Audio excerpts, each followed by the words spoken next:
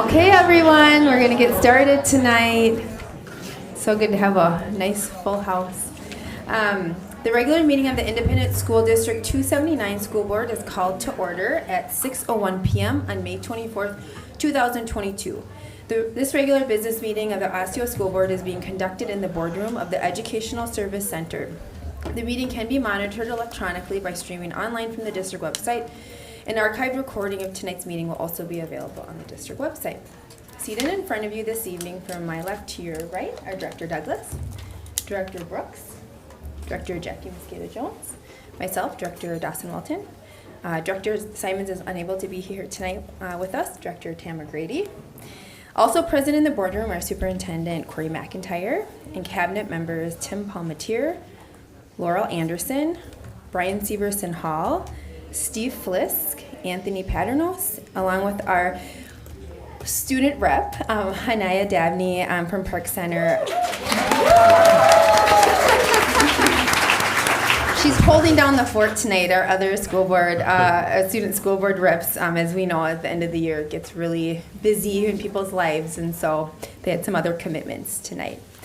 Those of you who can, please stand for the Pledge of Allegiance and join me as I lead us in the pledge. I pledge allegiance to the flag of the United States of America and to the republic for which it stands, one nation, under God, indivisible, with liberty and justice for all. All right. Board members, are there any additions to the agenda? Is there a motion to accept the agenda as printed? So moved. Is there a second? Second. All right. Motion by Director Douglas, seconded by Director Grady to accept the agenda as presented. Is there any discussion? All in favor, aye? Aye. All opposed, nay. Motion passes 5-0. Our next agenda item is recognitions. We are so happy and proud to highlight accomplishments this evening. Our first is the recognition of retirees, and for the period of January through June of 2022. So Superintendent McIntyre, I'll hand it over to you. Thank you, Chair Dawson Walton, and good evening, board members, and welcome everyone in our audience and out in the hallways and in the parking lot. It's a very full house tonight. This evening is the second of two retiree recognitions that are done each school year. The first recognition was conducted this past December.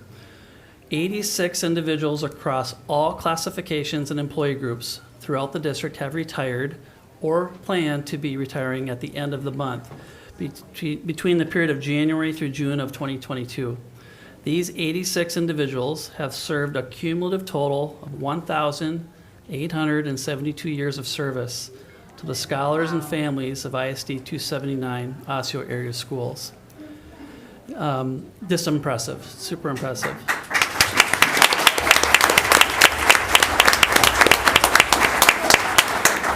And with the impact of the pandemic and COVID restrictions over the last couple of years, we conducted these retiree recognitions by reading the names of all retirees. But for this evening's recognition, we are excited to be doing in-person recognition for our retirees who could be here with us this evening, and thank you all for coming.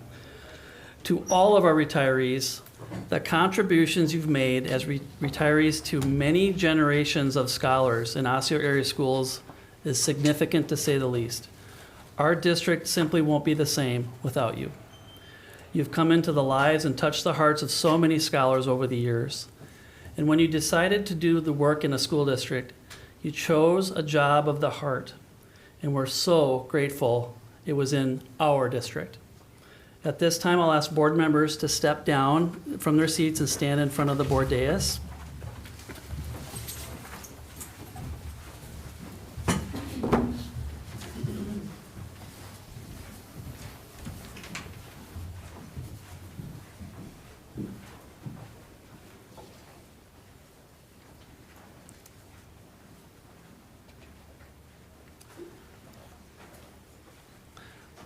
Okay, and retirees, when I call your name, please step up to the board members and our student rep so that they can offer their heartfelt congratulations to each of you for a job well done. So to start us off, I'll introduce retirees between 1 and 20 years of service. And the first one tonight is Teresa Anderson, Payroll Specialist, Education Service Center, 6 years.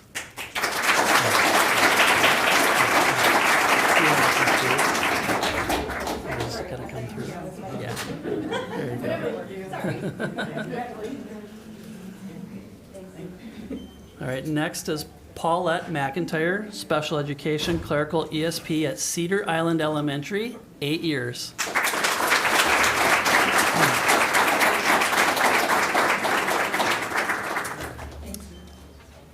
And we're going to jump to retirees with 21 to 30 years of service. And we'll start off with Sheila Gilkerson, clerical ESP at Palmer Lake Elementary, 21 years.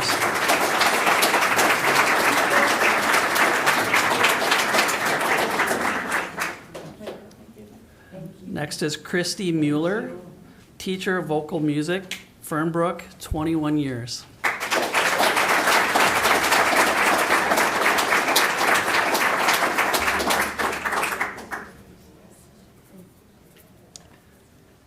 Celeste Enderly, a math teacher at Brooklyn Middle School, 22 years.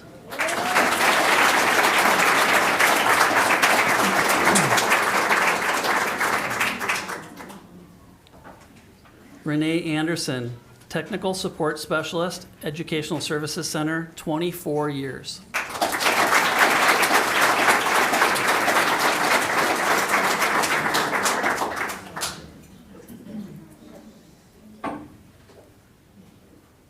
Next we have Lee Wertheimer, Business Education Teacher, Maple Grove Senior High, 25 years.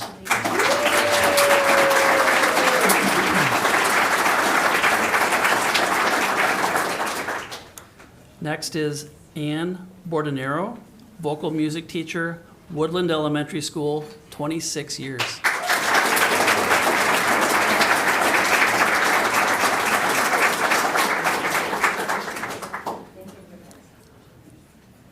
Next is Gail Dutton, administrative assistant, Osseo Middle School, 26 years.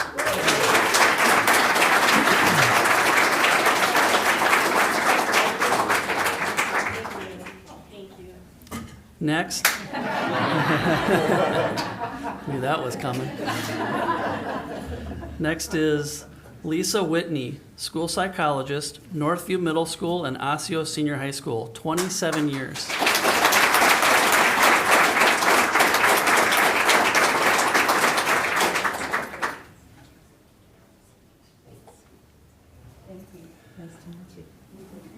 And now we're moving on to our retirees with 30 or more years of service. Michael Cassidy, IB coordinator at Park Center Senior High School, 32 years.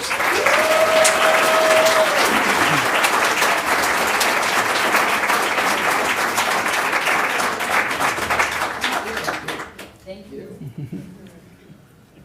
Next is Charles Waltz, third grade teacher, 279 online, 33 years.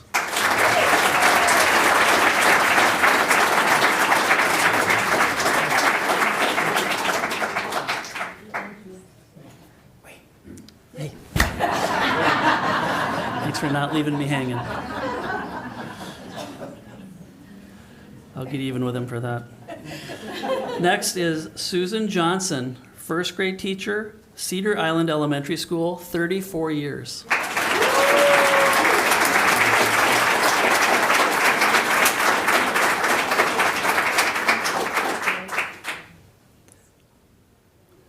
And next is Deborah Eric Friedhoff, early childhood special education teacher, Willow Lane, 34 years.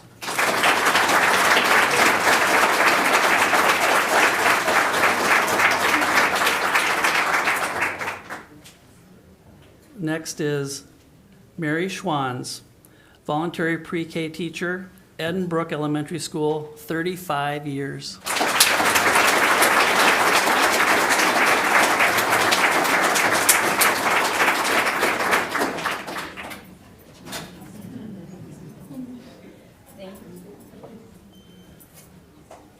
Next is Stephen Auer, math teacher, Maple Grove Middle School, 36 years.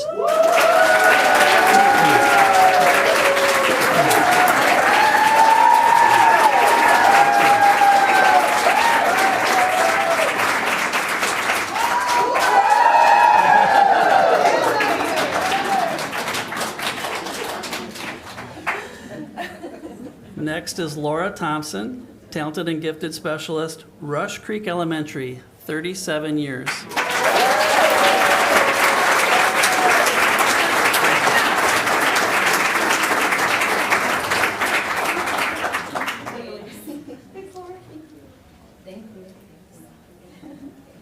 And I believe our last retiree with us tonight is Deborah Will, math teacher, Maple Grove Senior High.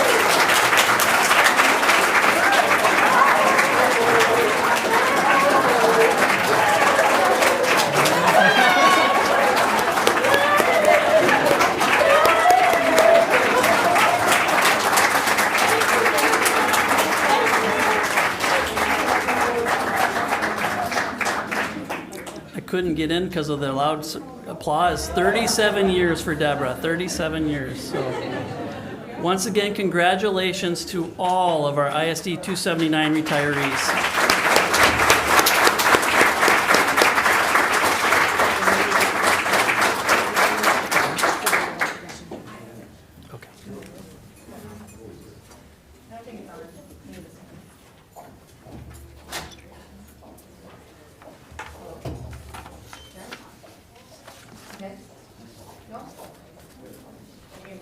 Okay, well, maybe I don't need this. There we go. Kelsey, we got this one. All right. Here you go. That one works. Go. It's on. Okay, I just can't even thank you, retirees. I mean, it's just kind of takes my breath away to even just how long you've been in our district. And I know I have 4 kids ranging from 4 to 17 in the district, and I just know what our staff, our educators put in, and I just can't even thank you enough. And I just hope you enjoy your retirement, truly.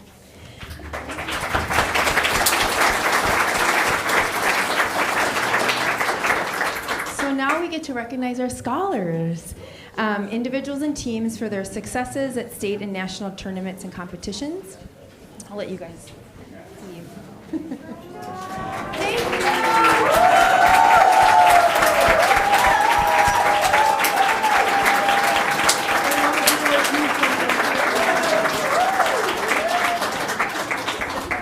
I love the wave Maple Grove Middle School educators, bringing it back.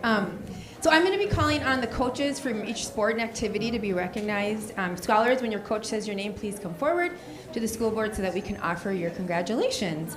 The first recognition is Park Center Senior High School Competition Cheer. Coaches Erica Iverson and Malaysia Hammond, will you please step up to the podium and introduce your team? There's 3 of us. I'm sorry. And Sophie.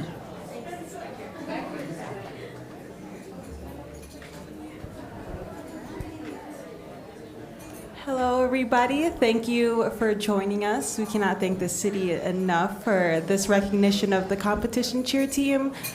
We are very proud of these girls. We are a nonprofit that practices year-round, March through February, to get ready for our competition season and our competition in nationals in Florida. These girls have practiced so hard to win first place in state.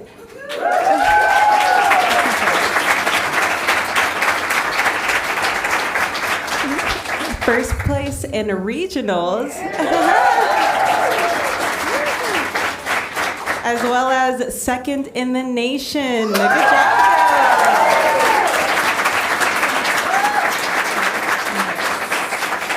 So proud of you girls. So now we'll name off the names. We do have many girls missing. We did have a lot of seniors graduating that could not make it today.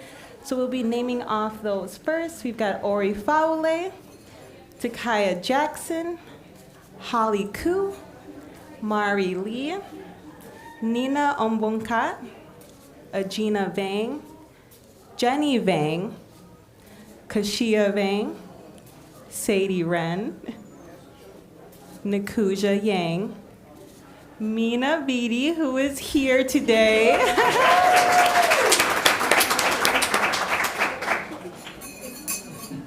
Let's get all those medals.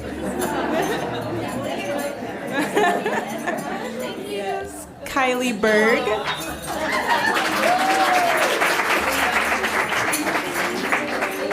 Patty Gothals.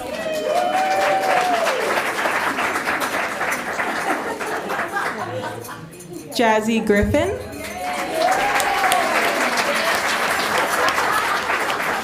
Angelina Wynn.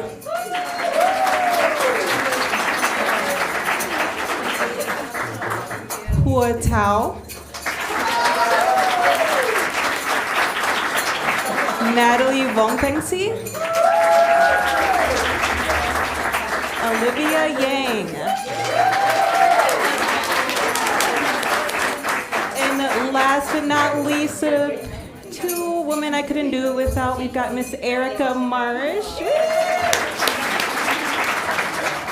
That's me. And Sophia Ritchie.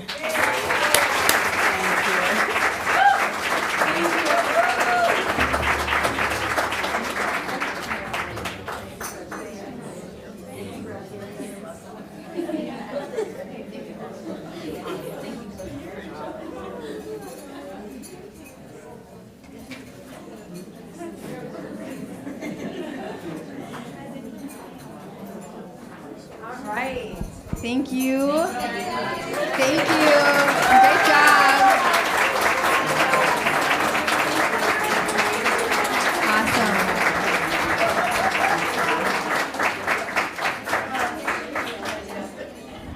All right, next we have Coach Justin Miller of Park Center Senior High School. Will you please introduce the second place finisher in state girls wrestling?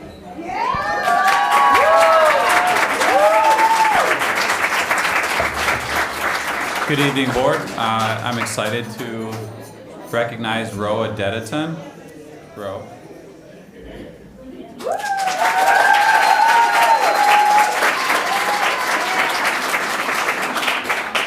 Roa Dediton is a senior wrestler for Park Center High School. She was a state finalist in the 126-pound girls wrestling division. This was the first year in the history of Minnesota high school sports that the MSHSL recognized girls wrestling as an official sport, meaning that Ro's accomplishment made her the first ever girls wrestling state place winner in our school district.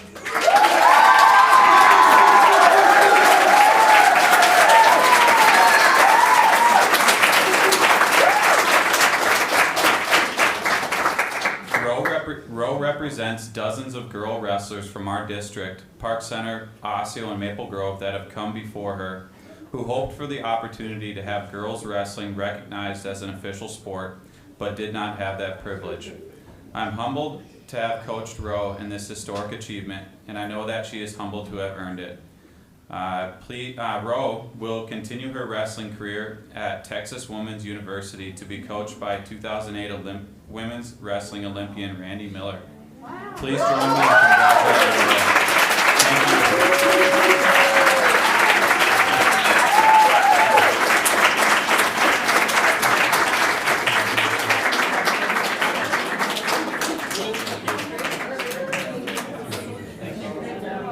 Thank you.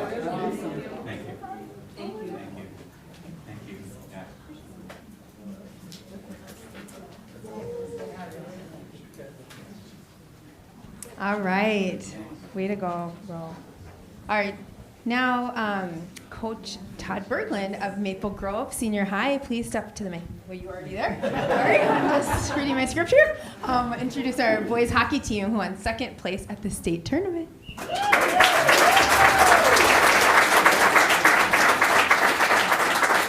Thank you very much for the honor, and thank you for having us here. Very much appreciated. I'd like to thank the entire board for all you guys do, and I know it's been a challenging couple of years, and it's greatly appreciated, and appreciate that very much. Thanks to Superintendent McIntyre, thanks to Dr. Bart Becker, Ricardo Jones, and Rhonda for the staff that supports us, so greatly appreciated. And thanks to my assistant coaches, not all of them can be here, but Coach Tom Miller is here. He'll be handing out our certificates, and to just recap our season, and I'm not going to go through the entire season, sorry. I do want to talk about the game to be remembered, I guess. Hopefully a lot of you got a chance to watch the game on TV or were live in person, but it was, as Lou Nanny described it, a game to remember, and it will be one that is not forgotten in the annals of the state tournament history. And he came down to the locker room and told Andover, not us, but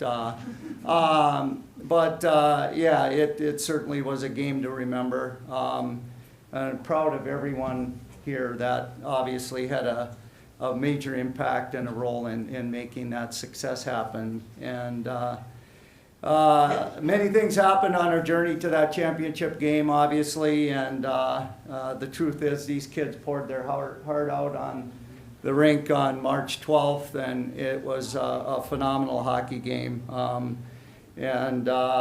You know, you can sit back and recall every aspect of the game, a goal that was discounted, Mr. Brink here, our first guy, and that, you know, I still haven't looked at it to really give my opinion, but I think 95% of the people thought that goal was in. So, and then to an offside, to you know, a penalty that should have been called. The game could have went either way, and it certainly left a mark on the state of hockey. And so enough said on that. I'm extremely proud of these guys. They poured their hearts out, and they're wonderful kids and great students on top of it all. So without further ado, I'm going to go and announce our players.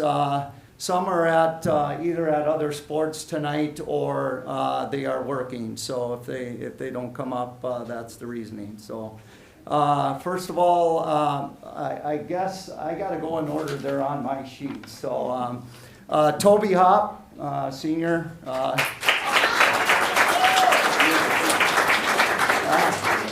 We'll hand out certificates after, since my list is a little off. AJ Tallis, I know he's working tonight. Parker Wente.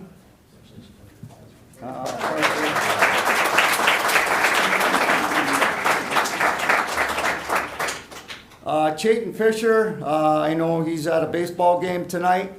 Lucas Margano.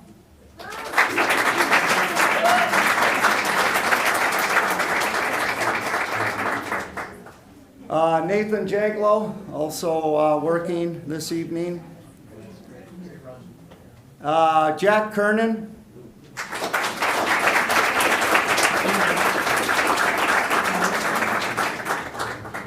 Jay Ellingson.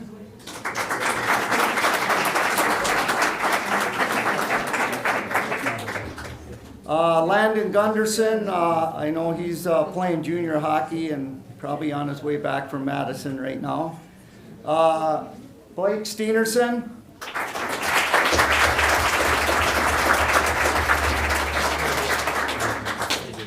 Josh Giuliani.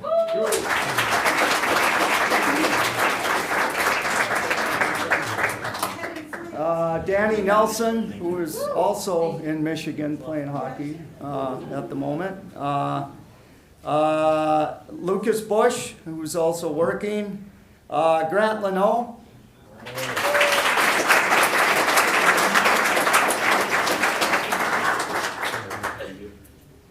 Beck Picanato.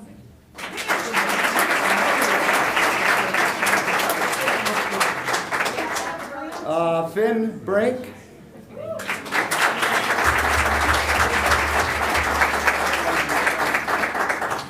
Connor Stelgis, who is working. Jack Roach.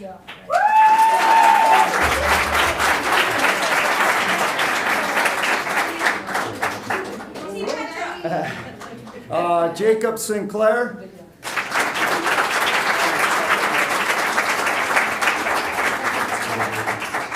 And finally, one of our senior captains, Sawyer Scanson.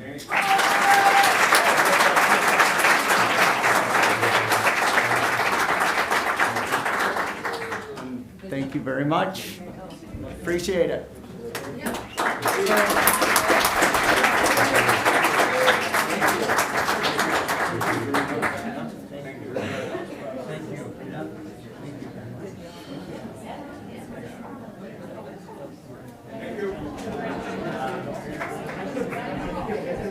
Congratulations. All right. Yeah, my daughter goes to Maple Grove, so I heard a lot about the hockey team this year. All right, coaches Joe Lesty, Stacey Marquette. Sorry if I said your last name wrong. Sorry. Maple Grove Senior High. Introducing the Jazz Dance Team, second place finishers at state.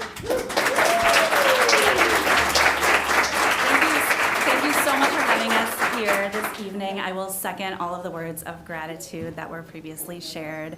And Stacey Marquardt, I am one of the two head coaches, and I'm here today with Jill Lesty, our other head coach, and our assistant Aubrey Lesty is representing the rest of our coaching staff. We are so proud of these young women that are here tonight. They had a remarkable season. This Jazz team helped earn our 21st consecutive conference championship. They then earned a first place finish at our sections finals, which then earned the opportunity to compete at state, where they came out with a very hard-earned, well-deserved second place in a very competitive division that we were in. So huge congratulations. So without further ado, Ashley Alden, Emerson Belsas, Bella Cundiff, Carly Janicki, Olivia Jerbeck, Toria Johnson, Olivia Nagel, Senior Captain Jordan Nguyen, Haley Ritter, Senior Captain Maddie Sasek, Senior Captain Elise Mail, and Senior Captain Carly Turner. Charlie Weber and Tegan Wilson were also part of the team. So congratulations, girls. Thank you so much again for having us.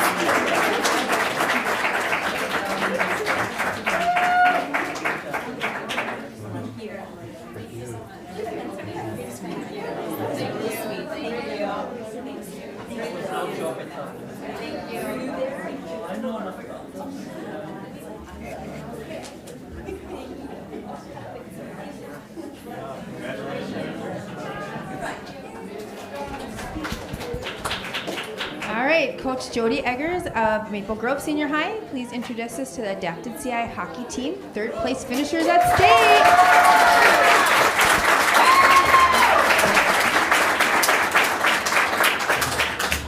Hello, everyone. Just brief, if many of you are not aware about adapted sports, it's for children in the district who have cognitive impairment. And what we do is we get students from all over the district and starting in 7th grade to play. And we play at 3 different high schools. That way each player represents their own home school. And I have 2 young men out of 14 kids who played floor hockey this winter who have joined me this evening. I think the rest of them are too tired from softball practice as we're working on our way to state tournament in June here. Okay. But out of 14, we have Jake Detman and Alex Singh. Our other players on the hockey team this season were Muhammad Ali, Corbin Capistrant, Jesse Cardoso Ramirez, Nathan Dompey, Emilio Hernandez, Catherine Kellerman, Joshua Click, Miracle Chroma, Dylan Ohoto, Gaetano Sanders, Amore Seals, and Brendan Walgren. And my assistant coach, Michelle Hallquist, who couldn't be here this evening. And I just want to say one more thing. The one greatest thing about these kids who play these adaptive sports is the growth that they make personally, the sportsmanship that they show, and the friendships that they make. Thank you very much.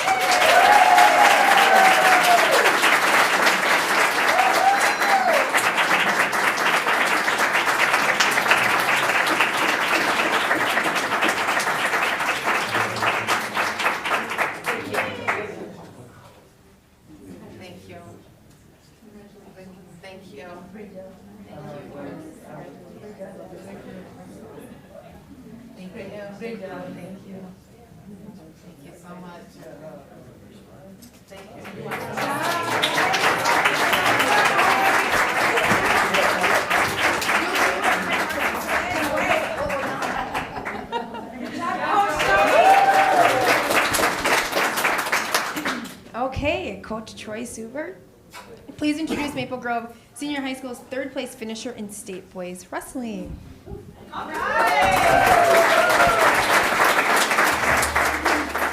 So here on behalf of Max, Max is a junior, took third in state this year.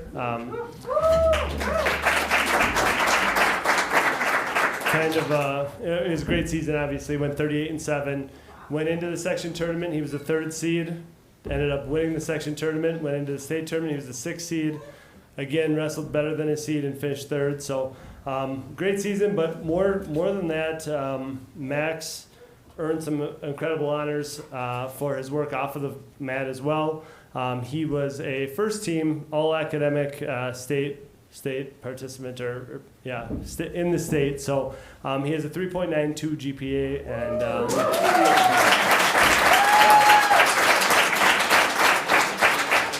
he's a great leader for us as a team, sets a great example and just a great role model for all of our program from the kindergartners on up.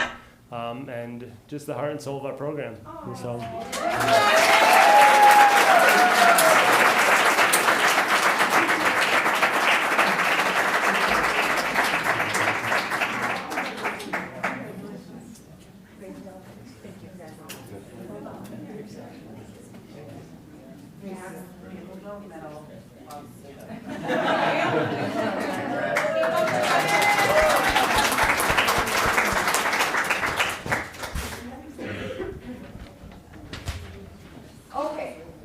So our final recognition tonight is for our student school board representative.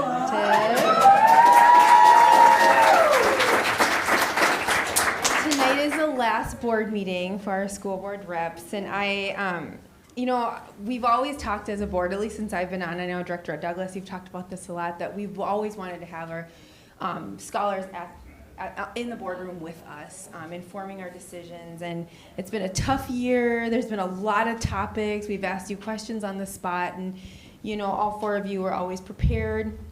And it really, these discussions that we're able to have with you gives us confidence in our decision-making ability. And so we're just so proud of each of you for participating and taking the time. We all know high schoolers, you guys have so many competing priorities. So this opportunity, we're so grateful as a board for you. So as I mentioned earlier, there's a lot of competing priorities tonight for our school board reps. So Hanaya is here with us, but we wanted to provide some recognition to you tonight. Join me in welcome. Congratulations.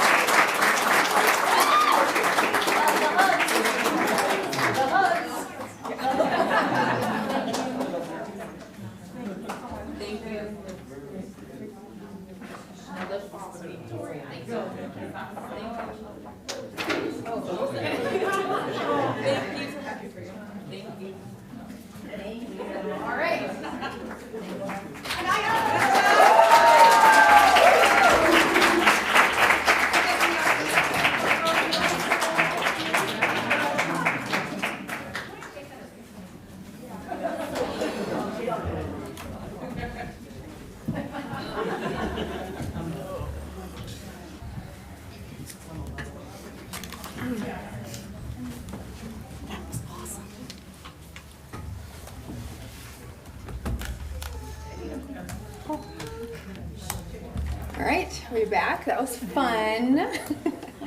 All right, our next agenda item is student school board representative report. So as I just stated, this is our last reporting for the school year for our school board reps. And I will hand it over to you, Hanaya. Do you have any updates? Hi, my name is Hanaya, and I'm a sophomore at Park Center Senior High. So with wrapping up at the end of the school year, there's some events that I would like to bring up that sound very fun. So one thing is we have a group called Link Crew. Where in Link Crew, they're basically mentors to the incoming freshmen, and they help set up the orientations, which are in August. So there's a process, and you have to fill out applications and you get chosen.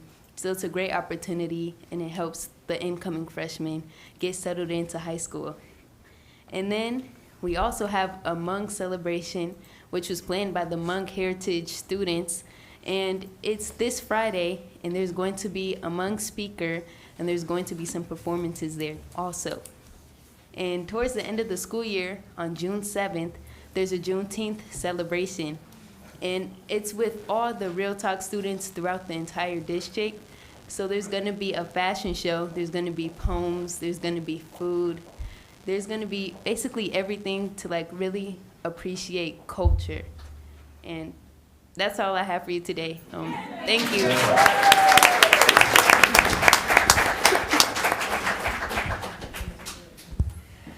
Okay, the students' representatives review the board meeting packet in advance and are prepared to answer questions from board members on issues to seek student input related to agenda items for this evening's meeting.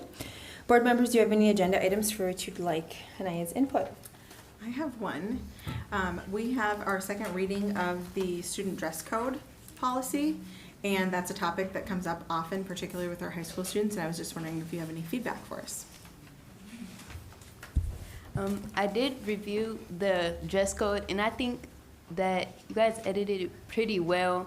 Like, I agree with it. Like, as long as the dress code makes students feel comfortable and it's appropriate, I feel like it's good.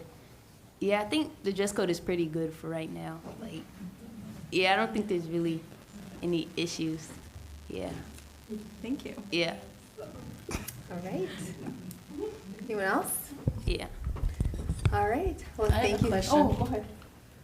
Hanaya, what was your favorite thing about being a school board rep?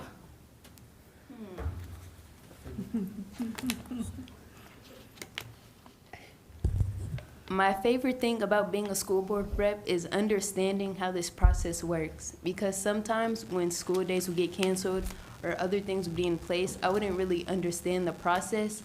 Like, at first I would think, oh, like, you can just ask the principal to cancel school. But,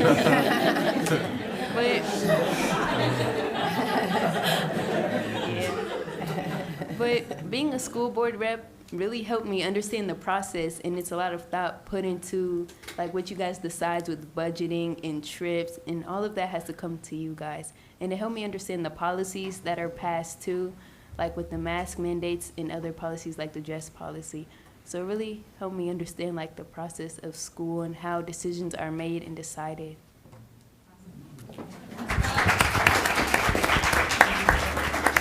We really, really appreciated your voice this year. Thank you. Thank you so much, Hanaya. All right.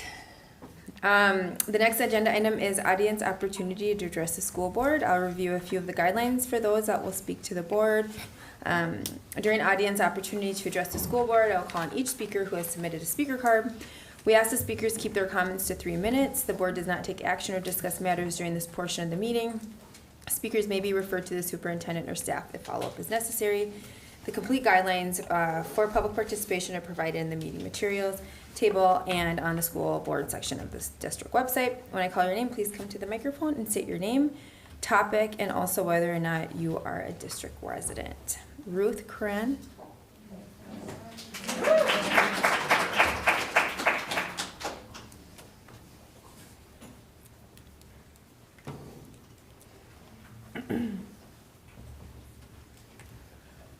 Okay, I didn't think I'd be first. But anyway, my name is Ruth Cohen, and I am a family and consumer science teacher at Maple Grove Middle School. My coworkers and I are here to speak with you about different topics within our school. I'd like to kind of start off by saying that I have some really awesome students that really make my day. Occasionally, at the end of the class, they'll come up to me and say thank you. It really makes my day. It really does. And so I want to just say that to start off, and that I appreciate those students, and I appreciate the parents that teach those values to their children. So I'm a family consumer science teacher, and sometimes people say, what's that? And I just say, home ec. And but it is a science, and baking is a science. And, my students tell me that I make the best cookies. And how come your cookies turn out so good? And I have a good recipe, and I follow my recipe very perfectly. And I have a technique, and then there's a little bit of love that goes into it, okay? And then they want to know why their cookies don't turn out like mine. And I come around, and although I tell them to scrape the little bits of butter off their paper, because they're making cookies, not salad, they need all of that butter in order for their cookies to turn out good. And then I tell them to make their cookies about this big, around 12 on a pan. Well, you know, wouldn't it be fun if you made really big cookies and put them all on one pan instead of two? You get a mess. It sounded like a good idea, but it wasn't a good idea. I'm kind of telling that story in regards to staffing. Putting too many children in a classroom is like putting too many cookies on a cookie sheet. It sounds like it should work, but it doesn't always work. As well, if you're going to make 24 cookies, you use 1 egg. If you're going to double the recipe and you're going to make more cookies, you should have 2 eggs. At Maple Grove Middle School, we have the same number of administrators that are in the smallest middle school in the district, and we are the largest middle school in the district. You can't run a school proficiently with less. And just like you need a good recipe for baking cookies, you need a good formula for funding.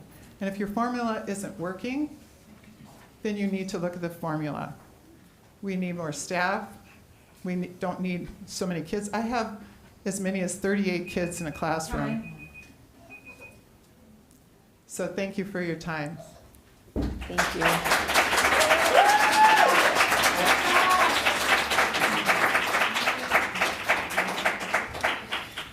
Haley Duncan.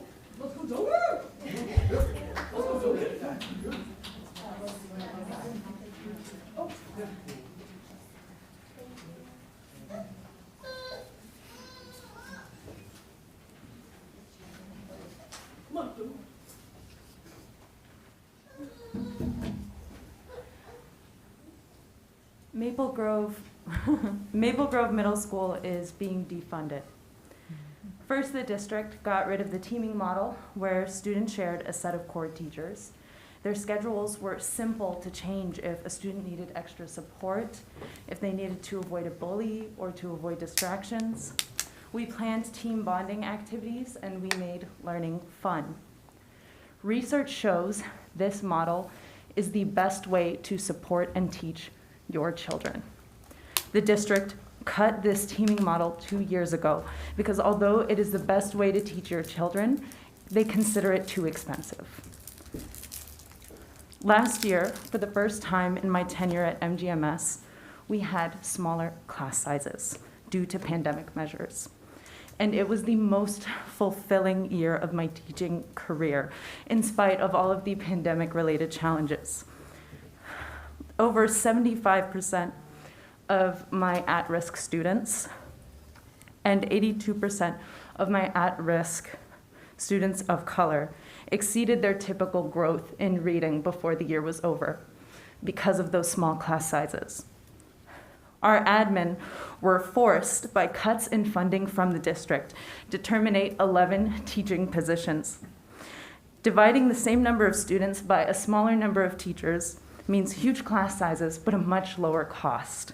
This is great for the district's $90 million in reserves, but it is not good for your child. As of 3 weeks ago, I've accepted a full-time position outside the field of education because of how these cuts at MGMS continue to sacrifice the emotional and physical safety of staff and students. Due to limited funding, we only have one behavior support specialist, or SMS, for 1,700 students. And anyone wonders why Maple Grove Middle School has issues with safety. Our staff are incredible, but they are not superhuman, despite what our coffee mugs say. Maple Grove parents, I want you to remember whose money funds this school district. These are your tax dollars. Why isn't this money being spent on your children? If it's not for your children's education, then what is it for? Teachers in your community have been begging the district and the school board to put your children first. Time and time again, they have said, no, putting your children first is too expensive. And they've continued to make cuts that reduce the quality of your child's education. Maple Grove parents, don't let the board or the district make excuses for why your child doesn't have access to a school counselor or one-on-one attention from their teacher or a safe learning environment. Bring back the teaming model, add more counselors, bring back the staff members who were cut, and put our children first.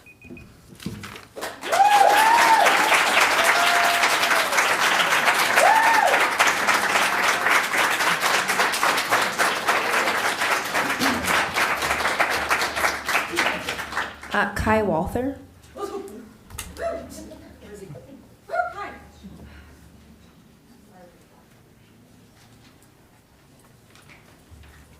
Hello. I am a homeowner and a teacher in the district. Maple Grove school staff are here today because we need the district to fund more teachers and administrators for Maple Grove Middle. Our administration needs to be allowed to use their own professional judgment to create a safe and productive learning environment for all students. The sheer number of students in our building makes Maple Grove Middle School a high-need school. However, we're not providing enough staff to make the school as successful as we want it to be. Teachers and administrators have been working tirelessly to help our students academically, socially, and emotionally. Teacher and administration workload make this a more challenging task than it should be. The staff at Maple Grove Middle School are incredible, hardworking, and dedicated people who care about our students, and we want the best for our students. Please support us in fulfilling the district mission statement by providing us with more staff at Maple Grove Middle School. Thank you for your time.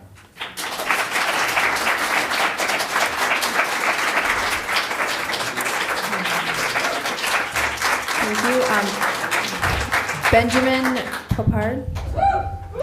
Team Petra. Oh man, I love my team.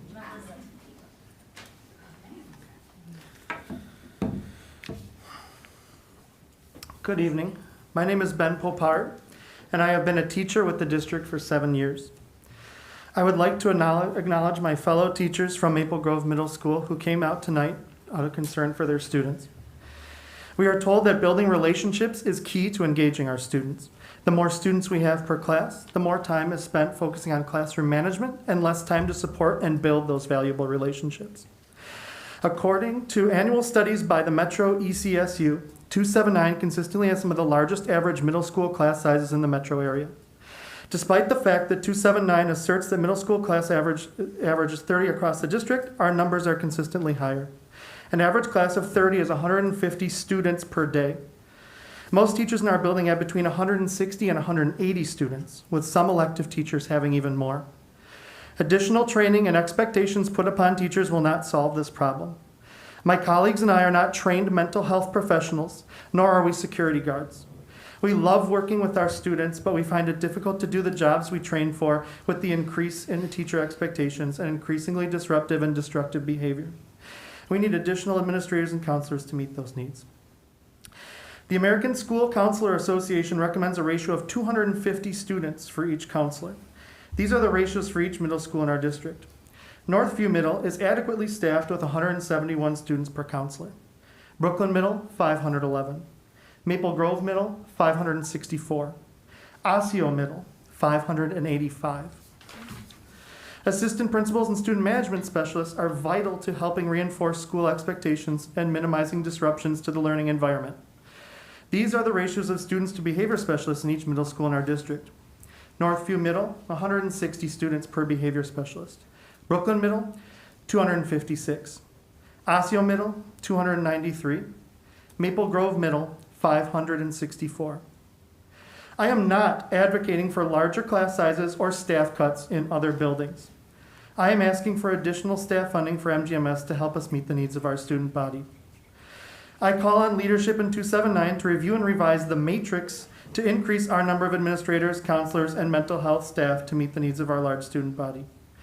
As additional funding becomes available from state surplus and a successful levy, I want 279 to put a priority on reducing class sizes throughout the district and providing additional counseling and social work supports our students.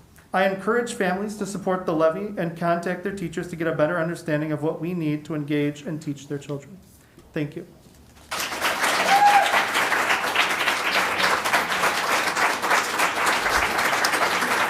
Emily Sevens. I brought props. Hi, you guys. My name is Emily Sevens. This is my 7th year teaching at Maple Grove Middle School.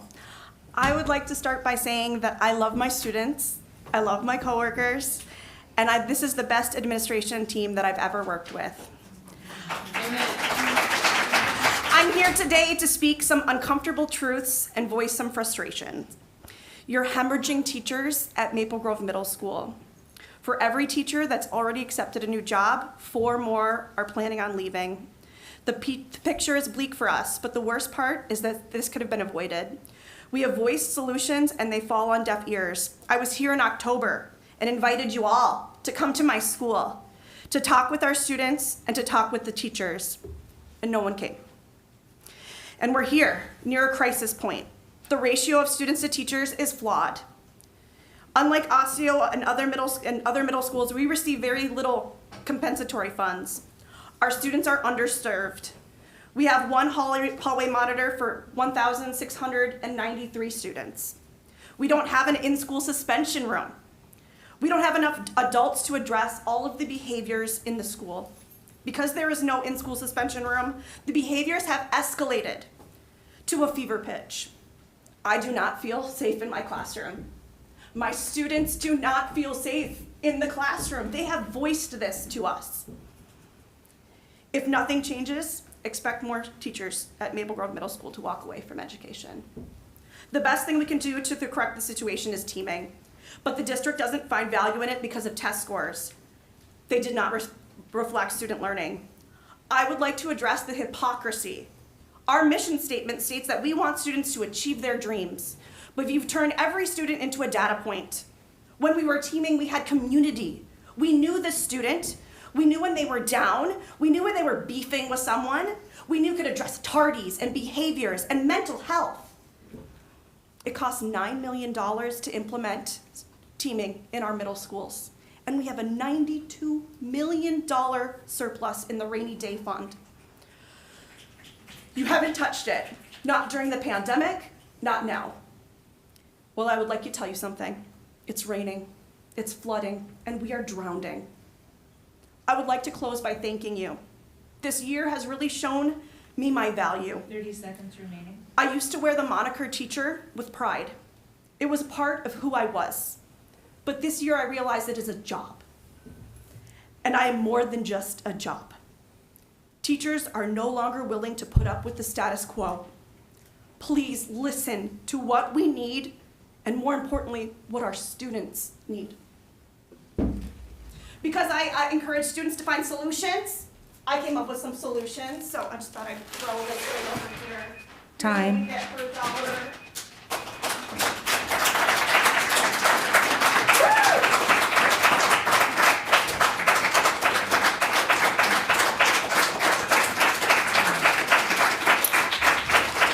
Sylvia Lister.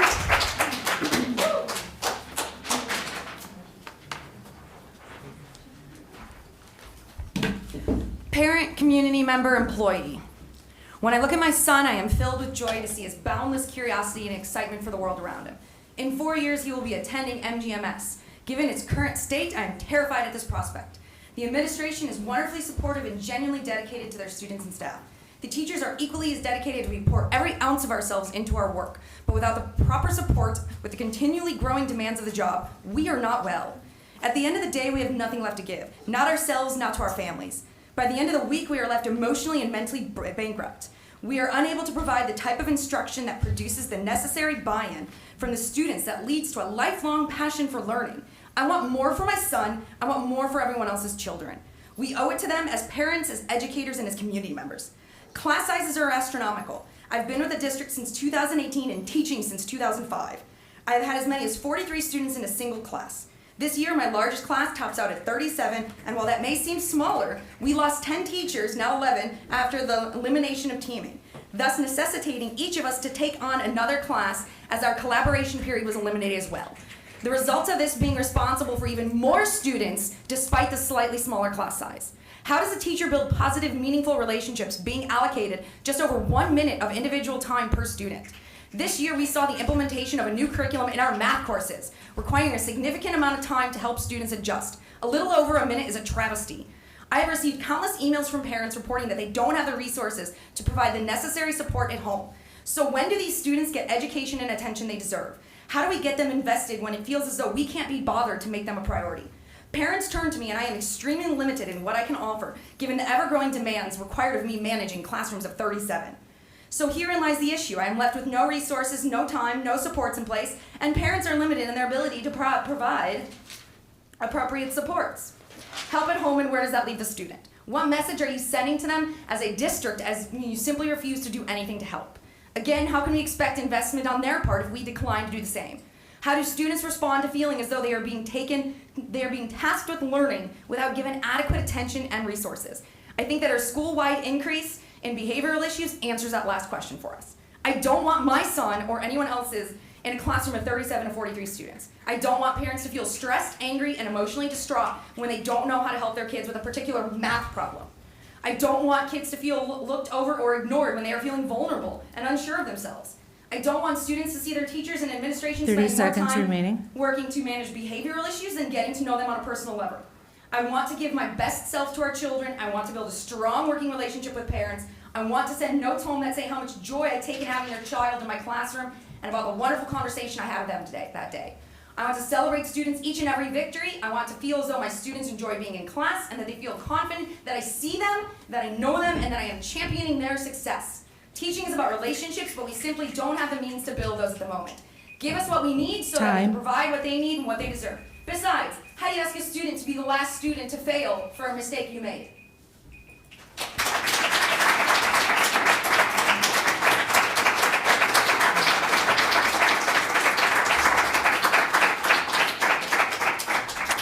All right, thank you.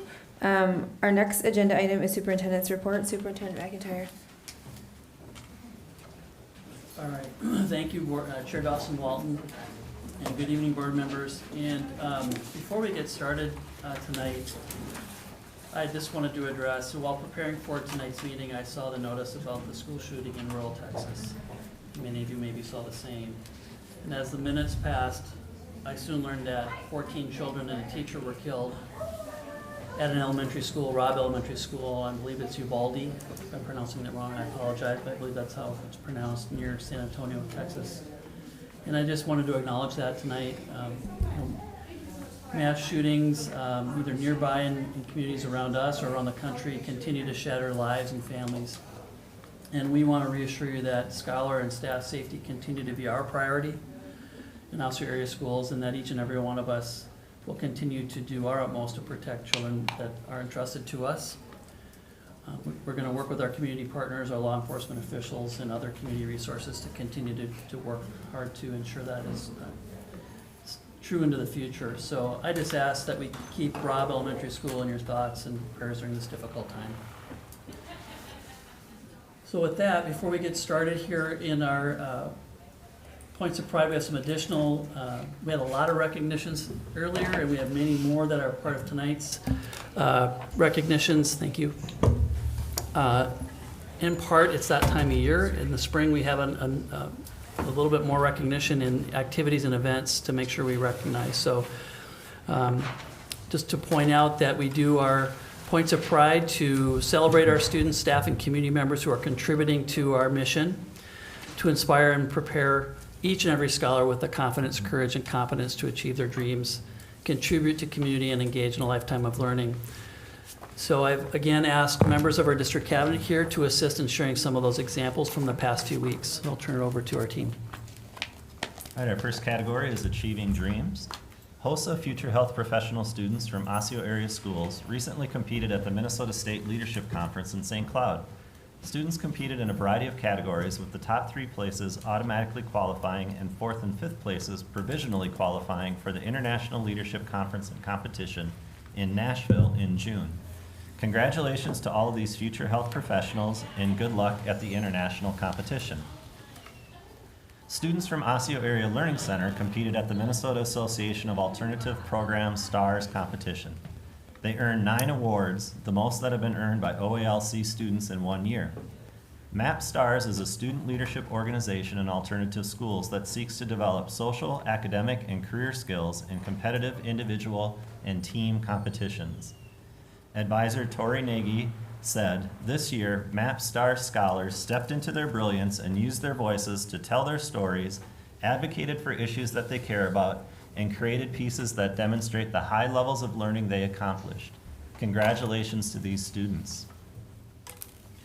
CCX Media met up with Josiah Koala, a 5th grader at Birch Grove Elementary, who will be on stage in the Guthrie's production of A Raisin in the Sun. Koala was featured as a standout student. Koala said, "I was amazed," after he heard he got the role. Osseo Area Schools was awarded the Certificate of Excellence in Financial Reporting by the Association of School Business Officials International for fiscal year 2021. This is the 32nd consecutive year the district has received this award, which is a testament to the district's commitment to transparency and high-quality financial reporting. Our next category is contributing to community. District 279 Foundation's Investment in Youth Celebration took place on May 1st. The event recognizes the many achievements and success stories of the students, staff, and volunteers in Osseo area schools. Winners were selected for displaying the will and courage to overcome major challenges, showing commitment to education by giving of their time, talents, or resources, exhibiting involvement and dedication toward the community and its members, demonstrating perseverance, love of learning, or pursuit of knowledge by study or experience, and demonstrating through words and actions an example for young people. Superintendent Corey McIntyre invited high school students to provide feedback and suggestions to Osseo area schools during listening sessions. In these listening sessions, students from Osseo Area Learning Center, 279 Online, Osseo and Maple Grove Senior High Schools learned more about the district and answered questions about learning, mental health, race, and culture. Park Center Senior High School will be the final listening session, which is being held tomorrow, May 25th. Superintendent McIntyre said, "For me, it is really important to hear from you on how we do in our school district as a whole." He then asked a series of questions for students to discuss with partners before sharing as a large group. In the area of lifelong learning, May is American Indian Heritage Month in Minnesota. For more than 25 years, Osseo Area Schools has put on one of the largest education-based powwows in the state during American Indian Heritage Month. With more than 500 Native American students and 90 tribes represented, the powwow brings more than 1,000 people together for a celebration of culture and history. Ethan Neerdals, coordinator of Indian Education, seeks to build spaces for students to connect with their culture. In his 9 years with Osseo Area Schools, he's worked on building a robust network and classes for students to engage in Dakota and Ojibwe languages and histories at all sites. Neerdals says, "Our goal is for Native students to see themselves in schools and in the curriculum, and really for them to overcome the historic and ongoing genocide that is going on in our community." May is also Asian American and Pacific Islander American Heritage Month. When 2 students at Osseo Senior High School, Jade Mua and Lily Zhang, wanted to create a space for Asian students to celebrate their culture, they decided to create the Oasis Club. Initially, when they started the club, they had about 10 members, but now as they're graduating seniors, the Oasis serves more than 60 students. Student leaders approached Principal Sarah Vernig about hosting a celebration during Asian American Pacific Islander Month. They envisioned an event where people could come together, share their affinity, and learn more about Asian culture. That excitement carried on throughout the celebration as students and alumni shared their talents through song and dance. MCs asked the audience what they love most about Asian culture. People shouted things including food, dance, and K-dramas. Students spend more than 1,000 hours of their time awake in schools. To make those waking hours meaningful, Maple Grove Middle School administration turned to students to learn more about their school experience. 6th, 7th, and 8th grade students provided feedback on how to make improvements in their school experience at the school's first World Cafe. Having a World Cafe allowed students to come together with shared experiences and develop suggestions to be implemented during the 2022-23 academic school year. Michael McKinley, Education Support Professional, and Jess Stewart, Social Studies Teacher for 279 Online, have a new unit on food and agriculture that teaches students how humans interact with the environment. During the extravaganza, students learned various cooking techniques, including how to cut vegetables and season their food properly. They even talked about the differences in onions and how to grow them at home. McKinley said, "Right now we're at a point where we have to do our part to sustain our ecosystem. We want our planet to be here long after we have our peace." At Elm Creek Elementary School, students get the opportunity to partner with buddies in different grades for various activities throughout the school year. Classes recently met for the Poem in My Pocket Day. Kindergartners in Melissa Schooley's kindergarten class partnered with third graders Cam Nung Tran's class, and on April 29th, the students met to share poems that they had written. They broke into small groups with the third graders reading their poems and helping the kindergartners to read theirs. Kindergartners in Erica Schmidt's class had the opportunity to not only share their poems, but their classroom baby chicks with their fourth grade buddies in Rachel Paznak's class. The students circled around the chicks, taking turns reading their poems they wrote and petting the 3 chicks who recently hatched. Schooley said, "I think it's important for our young scholars to partner with the older grades to help build community within our school." 4th grade scholars at Weaver Lake, a science, math, and technology school, are learning about the importance of water from the book We Are Water Protectors by Carol Lindstrom, in a partnership with Compass, a local nonprofit arts organization. Students are not only learning more about the science of water and aquatic species, but the indigenous-led movements that are happening across the country. Each 4th grade class read We Are Water Protectors before starting a hands-on project made from cardboard, paper, and paints. 4th grade teacher Judith Anderson said, "The main goal was to provide our students with an art and engineering experience that tied it with values of respecting and honoring that which gives us life, water." 4th grade students at Rush Creek Elementary School recently had the opportunity to learn about Elm Creek Watershed in their classrooms by participating in interactive activities. An educator from the West Metro Water Alliance presented an interactive lesson to teach students about runoff and how it affects rivers and lakes in the area. Students learn the importance of native plants and the difference between pervious and impervious surfaces, conducting hands-on experiments. 4th grade teacher Jean Westrom said, "This engaging and motivating lesson taught students the importance of taking care of our waterways to conserve water and preserve our environment." Teachers and staff from Osseo area schools gathered to celebrate and share the positive behavioral interventions and supports, or PBIS techniques, they use this school year. Teams from elementary, middle, and high schools presented the goals they set at the beginning of the year and how they accomplished them. They also took time to connect and collaborate on their site improvement plans. PBIS is a framework used in Osseo area schools to approach behavioral intervention. Instead of reactionary discipline, PBIS encourages educators to teach behavioral expectations the same way they teach academic subjects, by enforcing positive behaviors with evidence-based practices. In the area of mission-driven employees, May 2nd through 6th was Teacher Appreciation Week.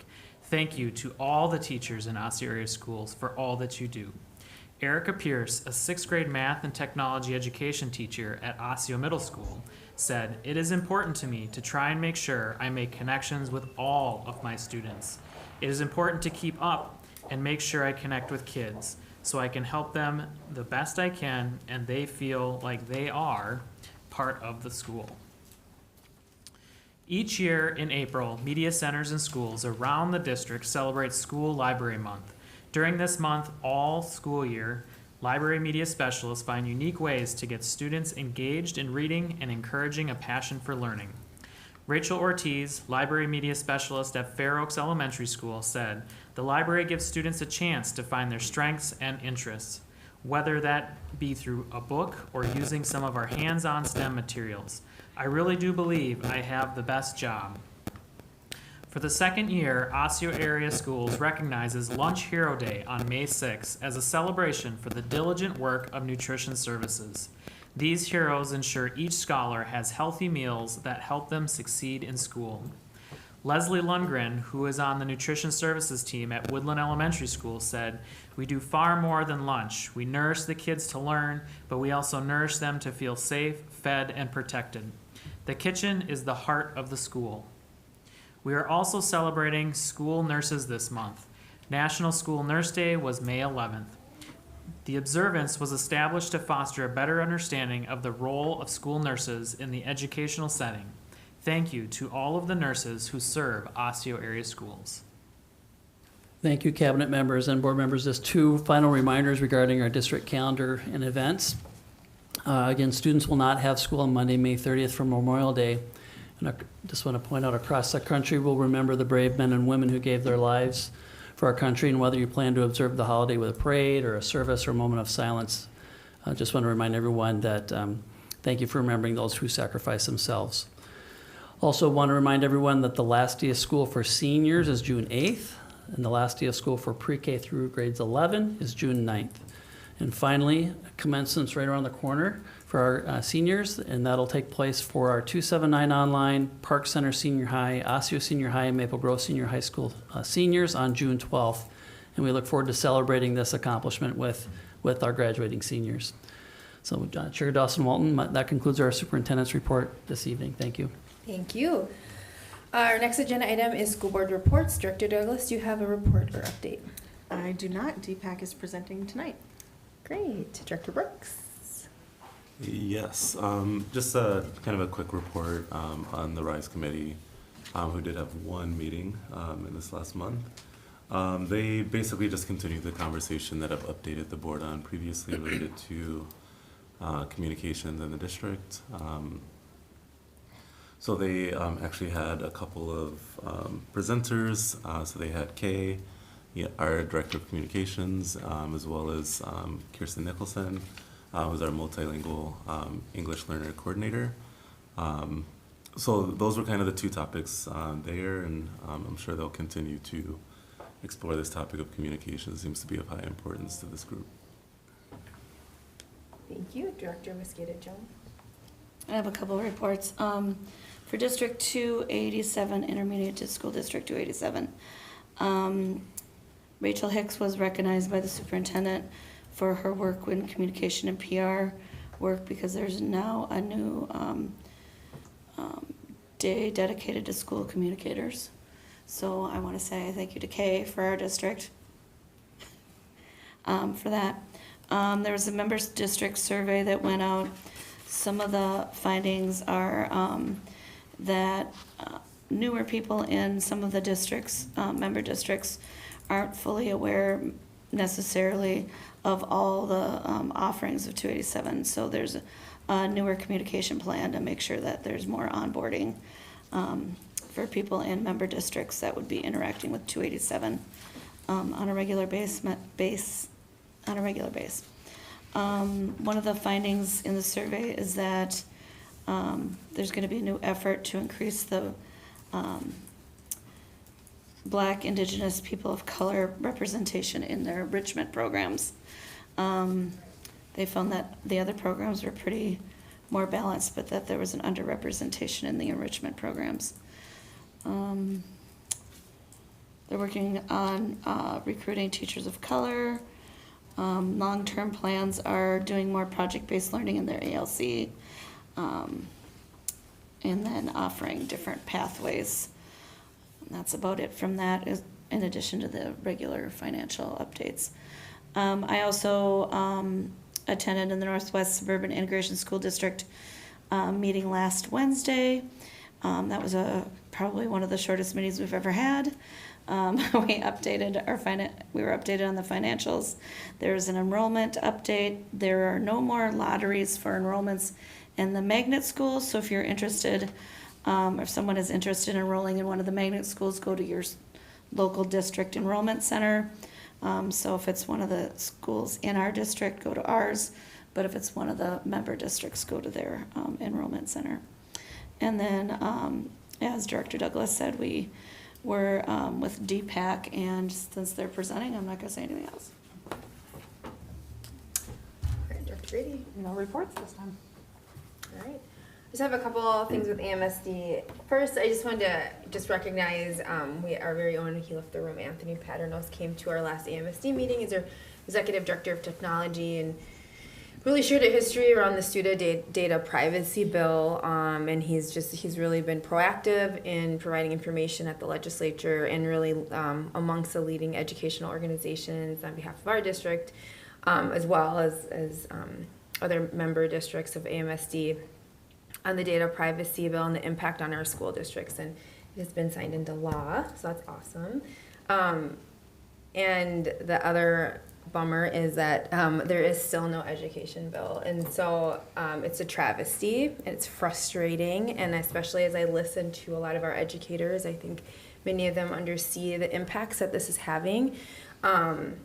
So AMSD, as well as other educational organizations, are going to be calling, I have called on the governor and legislators to return to the Capitol to finish their work and pass an E12 education supplemental budget that can address the massive special education funding shortfalls, because school districts, as we can see here, are forced to cover the shortfall, and which is known as a special ed class subsidy, but by redirecting funds meant for general instruction. And so it's a huge disservice to our scholars if that money just sits in there until the next session, which then other things become priority, and really the time is now. And so we need some advocacy around this.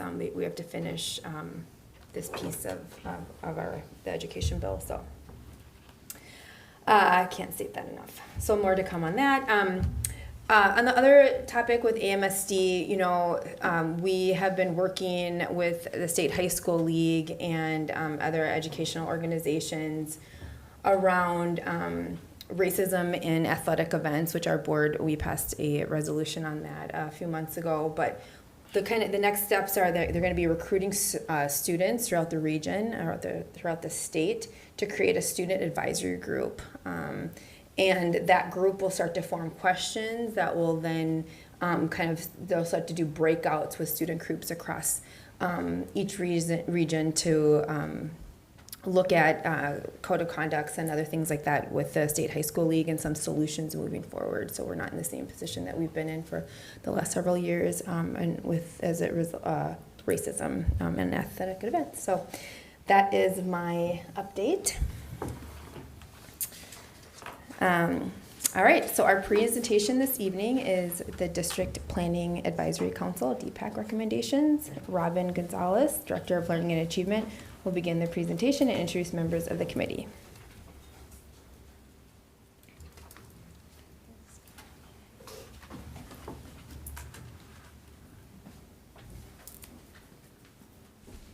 Perfect. You know that I had some problems with that clicker last time I was here. So good evening, school board members, Superintendent McIntyre, cabinet members, and members of the audience. My name is Robin Gonzalez, and I am the Director of Learning and Achievement for Osseo Area Schools. With me this evening are my fellow facilitators, Gal Thor, who is a data analyst in our department, Sarah Lancette, who is the Coordinator of Student Services, and not with us is Jenna John Choi-Arstead, who is the Coordinator of Data and Assessment. I'm delighted to be here tonight with our DPAC committee to share with you their work and recommendations for the 2022-23 school year. DPAC is an acronym for the District Planning Advisory Council, and this committee is made up of very dedicated members that meet on a regular basis and then conclude the school year with recommendations to the school board and the superintendent for consideration. I've had the privilege of being able to work with this group in my capacity as assistant director before this, and now as the Director of Learning and Achievement. And throughout this time, I've had the opportunity to work closely with Rose Tunn, who is a community member and the chair of the DPAC committee. And it is my pleasure to introduce her tonight, and she begins the presentation for tonight's recommendations. Thanks, Robin. Good evening, members of the school board, cabinet members, Superintendent McIntyre. My name is Rose Ton, and it has been my pleasure to serve as chair of DPAC for the 2021 through 2022 school year. I'd like to start by giving those unfamiliar with DPAC a brief overview. The Minnesota State Legislature requires each school board to establish an advisory committee to participate in planning and improving instruction and curriculum for the district. Osseo Area Schools has established DPAC for that purpose. DPAC membership consists of interested parents and guardians of scholars, community members, high school scholars, district staff, and school board liaisons. Each member serves a one-year term. The purpose of DPAC is to provide a space for members to work in collaboration to evaluate current district programs, policies, and initiatives to make recommendations where opportunities for improvement are observed. Over the course of the school year, DPAC meets as a full council and in subcommittees once or twice each month to discuss topics of interest, gather information, formulate recommendations and strategies for improvement, and produce the annual report for presentation to the school board. This year, DPAC consisted of 3 subcommittees: the Program Assessment and Review Subcommittee, the Student Services Subcommittee, and the Data Assessment Subcommittee. Each subcommittee identified areas of focus and gathered information to form specific recommendations for the school board.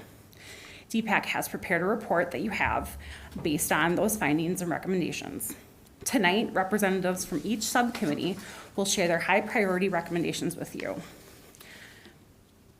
And I'm going to pause for my prepared remarks because we were here and we heard the community comment from all the teachers at Maple Grove Middle School, and what you will hear in our report tonight echoes what they have said. So be prepared for that. As our members share their recommendations, the theme you're going to hear throughout the presentation is invest. We're asking Osseo area schools to invest in surveying all staff and examining current practices to improve employee experience and retention. We're asking Osseo area schools to invest in mentoring for recently licensed teachers to improve teacher experience and retention, to invest in additional educational programming for our scholars to ensure they are college and career ready, to invest in a review of early childhood education programming to ensure early learners are adequately prepared for kindergarten upon completion, and to invest in additional counseling staff for the increased mental health needs of our scholars. Before we move into our current high priority recommendations, Robin will share an update on the progress of last year's information. Robin. Last year, in the 2020-21 school year, the DPAC committee brought forward 5 recommendations for school board consideration. The first recommendation focused on implementing digital learning objectives and benchmarks for each grade level to ensure that students are informed, responsible, and safe while using digital media. Osseo Area Schools uses the Common Sense Media K-12 digital citizenship curriculum. At the elementary level, the library media specialists and classroom teachers partner together to deliver instructions. The first 30 days of digital learning was created this year, and actually last year and implemented this year, which includes digital citizenship and has been developed to support elementary teachers in setting up routines and processes for using technology. At secondary schools, advisory time is used to deliver lessons, and Chromebook and Schoology camps have been developed to support teachers and scholars in using technology. This year, additional lessons and resources from Common Sense Media were identified to increase the support to students and staff. During the pandemic, Common Sense Media developed quick activities on digital citizenship and social emotional learning for students and staff and families to use. We are also aligning the new English language arts standards to the current digital citizenship lessons, and media literacy standards and digital citizenship skills are embedded in the English language arts curriculums that we are now investigating and exploring. We are also continuing to add videos and content to the student backpack on our district website for students to learn how to use their district and personal devices responsibly. With the second recommendation, the Deepak Committee recommended adding instructional minutes to provide literacy interventions. Osseo area schools applied for and received funding for the alternative delivery of specialized instructional services, also called ADSIS, program for the 21-22 school year and the 22-23 school year. This funding allowed us to hire 20 interventionists who are providing interventions across the system in grades kindergarten through 9th grade. The purpose of this funding is to provide instruction to assist students who need additional academic support to succeed in the general education environment. To ensure that each site has a multi-tiered system of support, or also called MTSS, in place, monthly meetings are held to allow for training and collaboration for staff that facilitate interventions in each of our elementary sites. These monthly meetings include Title I staff, instructional assistants, general education psychologists, and district-level staff. An extra allocation for general ed psychologists was also provided to each elementary site to assist with the MTSS process. In order to provide support for interventions, training was provided to all staff around monitoring student progress in interventions, learning about high-impact interventions, and using data to inform instruction. The third recommendation spoke to the need for a framework for family support and engagement. The Family and Community Engagement Department, FACE, has been focused on measuring and supporting engagement across the district and at each site. The FACE department has identified key themes and values to steer their work. This team has developed an engagement rubric and is implementing a FACE pilot location. Future objectives related to this recommendation include implementing engagement experiences for scholars and families and educational opportunities for parents and caregivers. Recommending change to the methodology of teaching elementary science was the focus of recommendation number 4. This year, 2 elementary programs, curriculum resources, were piloted by 52 teachers in grades K through 5. These resources were selected to match the new Minnesota state standards. Teachers engaged in the pilot met monthly to evaluate student growth, engagement, and achievement of the standards. This past month, the pilot teachers selected Amplify as the program that they felt would best meet the needs of their elementary students. Throughout the school year, all teachers have received some training on the new science standards and the instructional materials, and this will continue throughout next year. This past May, elementary teachers had 3 hours of training on implementing the Amplify resources. Our next steps will be to provide sample schedules and time recommendations for science instruction. The last recommendation from last year was a recommendation to study and identify strategies to equitably distribute effective educators across the district. Investigation of a model put forth by the Alliance for Resource Equity began this fall. The major steps of this project include determining team membership, determining data sources to examine related to each tenet of each student having access to strong teachers, review data related to each root cause, determine which root causes to focus on based on the data review, and determine what has already been tried and what barriers to change exist. And then, using all of that information to make a plan to move forward. The first steps in looking at the existing data have taken place. Indicators such as years of teaching experience, degrees earned, and student and staff survey data was analyzed. The next step would be creating a team made up of a variety of stakeholders, including teachers, school leaders, human resource staff, and union leaders to identify a shared understanding of how to move this work forward. At this time, I'd like to introduce Matt Lyson, who is a parent and a district employee and represents Deepak, and he's going to share information regarding the high priority recommendations for this year.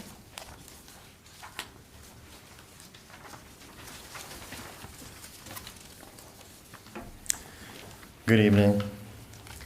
Thank you, Robin and Rose.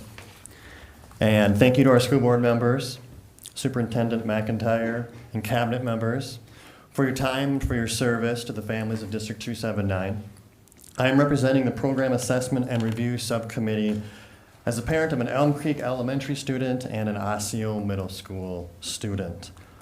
Our first high priority focuses on the need to recruit and retain staff that reflect the communities in our district. And to that end, we recommend that Osseo area schools establish a data collection procedure to effectively capture the experiences and needs of staff and to better inform our efforts to recruit and retain staff. While examining this topic, this subcommittee formed several beliefs that you can see in our report. Most notably, this committee recognizes that retaining staff is more cost-effective than recruiting and training new staff. This data will help us understand how current policies, programs, practices, or decisions potentially contribute to the existing disparities in the experiences of staff members. Retention of BIPOC staff will help BIPOC students feel represented. Information gained will inform decisions to provide ongoing staff support. Data will help guide further decision-making around the allocation of resources and validating those decisions. To that end, we offer several potential strategies for improvement. Those strategies include, but are not limited to, the use of a third-party survey vendor to maintain anonymity and the integrity of survey data. In addition, this committee recognizes the need to build and retain the trust of BIPOC staff.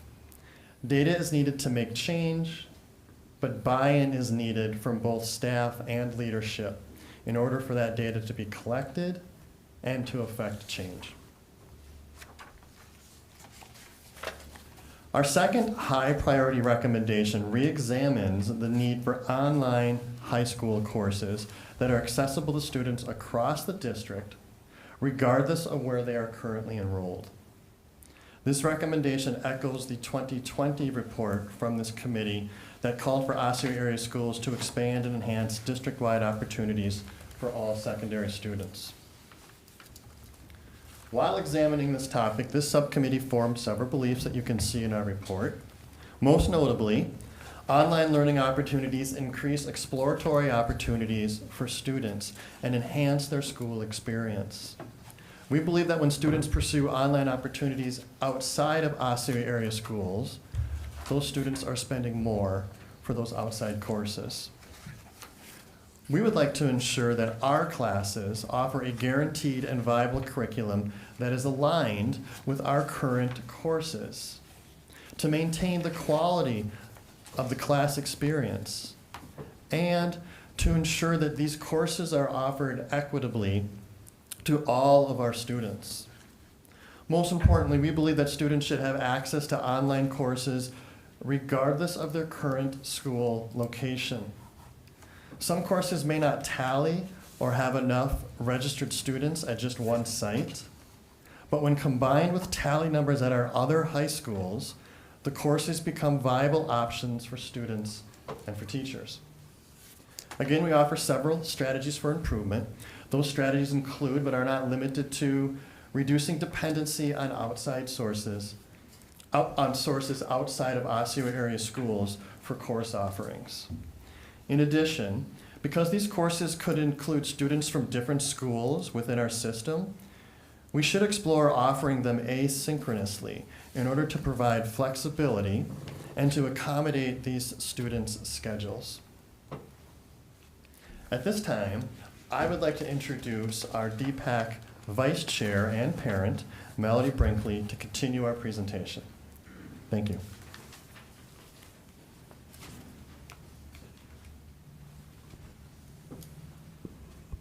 Thank you, Matt. I am a proud parent of an Osseo High School freshman. Shout out to my girl. She's had a great year. It has been a pleasure to serve on this DPAC team as vice chair, and it is an honor to present to the board this evening.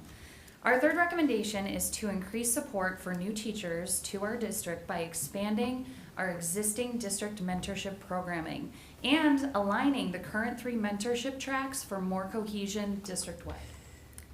Due to the current teacher shortage, there is an obvious increased need to retain new teachers and provide them with a safe community to ask questions, share ideas, and connect with others. Recently graduated teachers had a very unique and unconventional student teaching experience during the pandemic and will likely benefit from additional mentorship. Furthermore, we understand that teachers who receive more support express more job satisfaction, which could improve chances for retention. Retention of teachers will improve consistency and provide stability of school culture for our educational programming, which positively and directly impacts our scholars' experience. Mentorship provides additional coaching and feedback opportunities vital for professional growth and personal confidence in the classroom. Not only does mentorship benefit our teachers, but it's also a win for our scholars as we provide professional, confident educators who facilitate their learning. As a committee, we research and discuss this topic at length. After hearing from our amazing staff development assessment specialist, Shelley Drake, we learned that the current 3 mentorship programs offered are all operating mostly independently of each other and not all in all locations at once. Even more, 2 of the programs are optional for new teachers to our district. We have some systematic suggestions to elevate our current programs. Firstly, we believe these mentorship tracks need to be aligned district-wide. Unity of mentorship will increase our effectiveness. Furthermore, mentorship must be mandatory for all new teachers coming into our district. Many years ago, when I was a brand new teacher, I was required to be in a mentorship program. My mentor was 3 classrooms up from mine. We both taught the same grade and content at our school site. The support I received from my mentor was invaluable and key to my early success. But the truth is, if it wasn't a mandatory program, I would have missed out on the opportunity simply because, as a new teacher, I was so overwhelmed. The mere thought of adding one more thing to my plate was not an option. I wouldn't have even known what I would be missing had I been given the option to opt out. It is undeniable that I needed my mentor's support. Did I mention that my first assignment was middle school? It's okay to laugh, seriously. The point is, if 279 wants to reproduce our values and our culture of excellence, our mentorship programs have to be redesigned, aligned, and required. Inevitably, we will also need to invest some finances towards site-based stipends for grade and content area mentors district-wide. Accountability will be essential, so ongoing data collection from the recipients of mentorship will be necessary to inform program improvements. Again, we recommend increasing the support of our new teachers by expanding and aligning our current mentorship programs for cohesion and effectiveness district-wide in hopes to increase retention of new teachers and stability of school culture. If retaining teachers is more cost-effective than retraining new teachers, as mentioned earlier in our first recommendation, then our return on investment from elevating our current mentorship programming will be well worth our while. Now on to recommendation number 4. This one's really fun, okay? We recommend that we continue to expand current career and technical education CTE offerings. What's fun about this recommendation is that we've been kicking this idea around in our Deepak Committee for the last few years, but never landed on official recommendation. And this year, as we were researching this topic further, we discovered that as a district, we are actively pursuing this. That is so great. So what is currently in the works, Deepak unanimously supports. We affirm that the district acknowledges stakeholder experiences and understands that it is important to support scholar learning in technical, academic, and employability skills. Furthermore, the district plans to provide career and technical training to prepare scholars for post-secondary and career opportunities.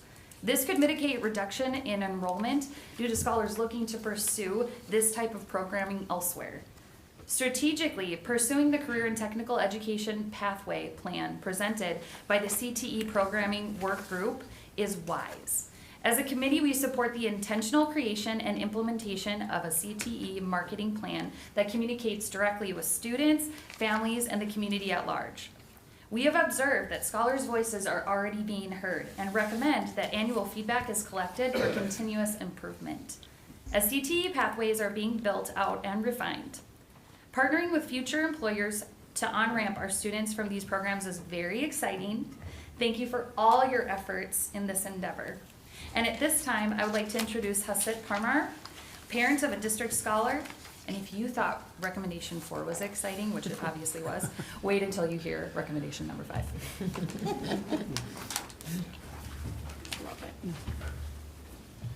Thank you. So good evening. So I'm representing the Student Services Subcommittee as a parent of 2 kids that go to Weaver Lake Elementary. Now, with that being said, I can't recommend this enough. Now, the 5th priority of DPAC to recommend this year is prioritizing the improvement of the school climate and supporting the mental health of each student.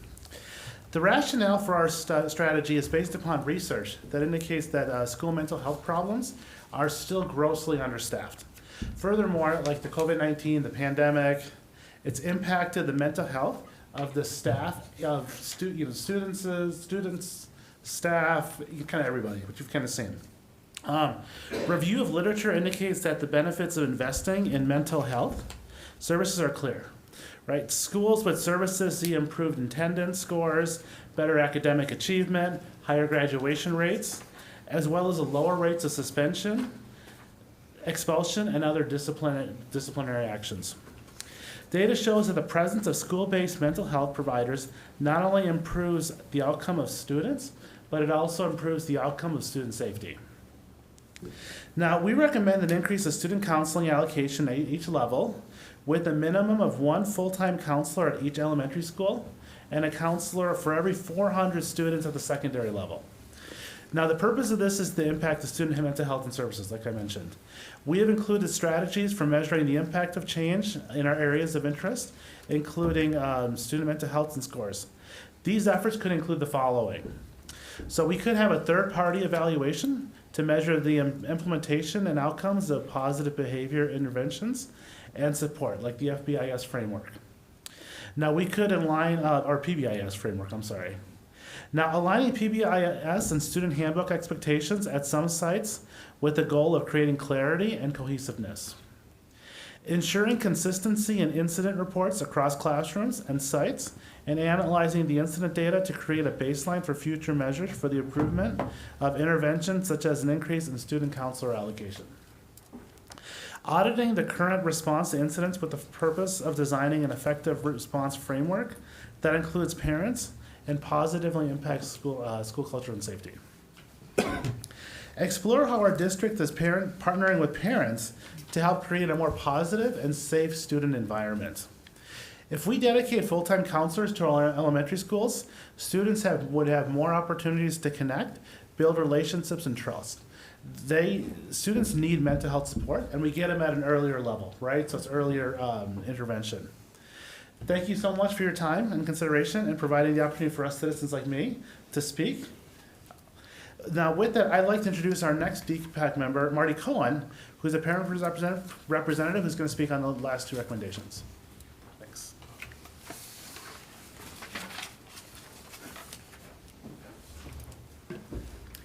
Good evening, school board members, District 279 staff, and community at large. I am Marty Cohen. I've been involved with Osseo area schools as a parent for the past 16 years and a DPAC member since 2010. I'm here this evening to help represent the Data and Assessment Subcommittee. During our conversations, we were unaware of the progress that other teams are making on the career and technical education programming. This past January, the board heard and approved a CTE-related strand program. I found these listed under the academics page in registration, then career pathways for Osseo High School. Health science, culinary arts, engineering career, business and marketing, automotive tech, construction and trades career pathways. I saw similar information presented in the January board meeting for other high schools, and I have yet found the data on the website. It's my understanding that the information will be mirrored and expanded to Park Center, Maple Grove Senior, 279 online, and the Osseo Area Learning Center websites. Brochures for students and family members to take home should include the information as found on the website. Students should be able to see strands available at all high schools, regardless of homeschool, and offered opportunities to participate if off-campus. The off-campus possibility ties in nicely with the recommendation you heard earlier this evening to offer programming in district and with virtual technology. Our research found, both locally and in our district and nationally, students that concentrate in CTE courses are more likely to graduate. We also found that students in our district were more likely to be proficient in the MCAs when enrolled in 6 or more CTE courses, compared to their peers who enrolled in 5 or fewer CTE courses. Due to this, we are proposing that the district provide increased communication, awareness, and academic counseling around CTE courses and pathways for students and families. We believe that when students and families are aware of the variety of the CTE courses in the district, students can register for classes they are truly interested in. This will in turn make it more likely for them to be engaged, to graduate, and to find a career they are happy with. This year, like last year, it was difficult to review any student progress related to MCA and other testing data. We decided to focus on the state mandate around reading proficiency no later than the end of grade 3, also known as read well by grade 3. We wanted to know which students are struggling, what we are doing about this group of students, and if we are making any progress to success. We know that teaching staff intervention occurs at all levels, and we also pursued another path which we knew could have an impact on student preparedness. Which students and families are getting early childhood family education opportunities? The theory is that if students are exposed to early childhood opportunities, then they should not struggle or struggle less when they reach kindergarten or first grade. Through a district presentation, we found that we have multiple programs that our district offers. We have licensed staff at some sites and unlicensed instructors with fee-based programming available at other sites in our district. We typically have waiting lists for classes we offer. We know that not all families participate in ECFE. We know that some families opt for programming offered by other entities, both public and private. We voluntarily ask on enrollment whether or not ECFE has been participated in, but that's the extent of the information we gather. We obviously know if a District 279 student was enrolled in ECFE and then went on to a District 279 school. We do not have a mechanism to measure the success or failure of ECFE programming if they did not attend our programming. We know that if voluntary pre-K is taken, students do better in our kindergarten classes. Is our programming better than other offerings?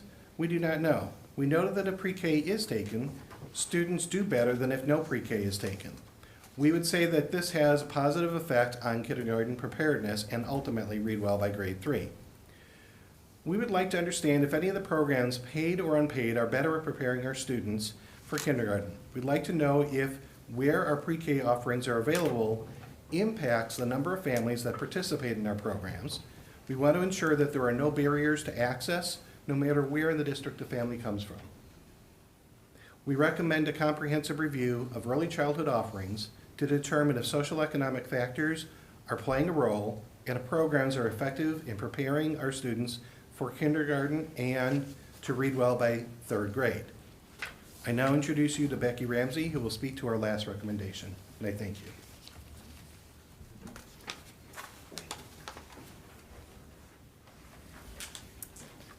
Good evening, everyone, and thank you for taking the time to consider our recommendations.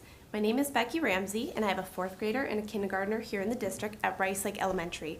This is my first year on DPAC, and I appreciate the opportunity to contribute to the discussion. I think we've all been made aware of various media coverage regarding recruitment and retention challenges that many companies and institutions are currently facing. In light of this knowledge and the recent Minneapolis teacher strike, our group decided to look at this information available on teacher and staff turnover. We reviewed the last 3 years of data. We also talked with Susan Hang, Recruitment and Retention Manager. We noted that the majority of staff that are residing in our district are relatively lower tenure at about 4 years of experience. We all understand that strong recruitment and retention is paramount for strong schools and critical to achieving our mission. This is particularly true at a time when we're seeing unprecedented staff turnover and retirements.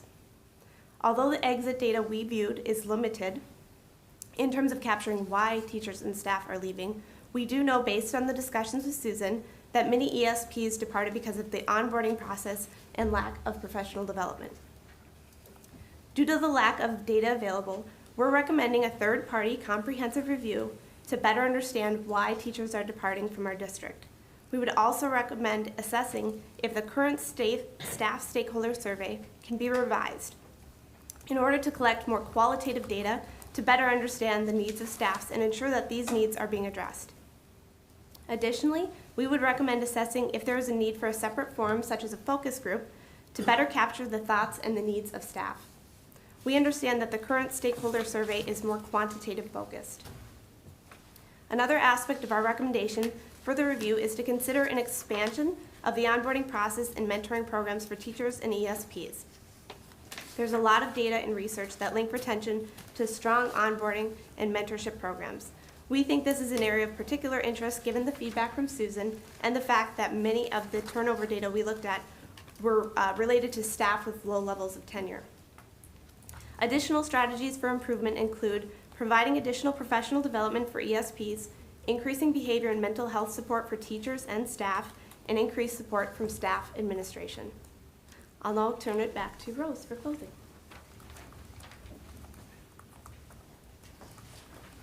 That concludes our presentation this evening. We'd like to create a space for any questions or comments that you may have. Thank you.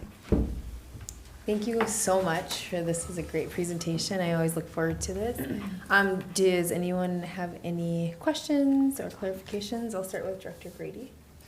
Yeah, thank you.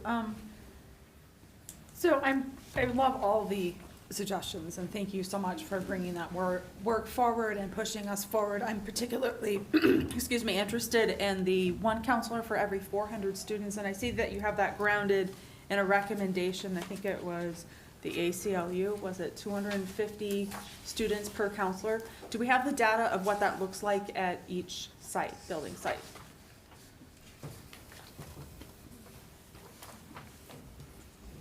Sorry to clarify, are you asking for the current data of Yeah, how many the at each current site? ratios. It's okay if you You don't heard have it middle right now, school. but- Middle school numbers presented to you during the community was correct.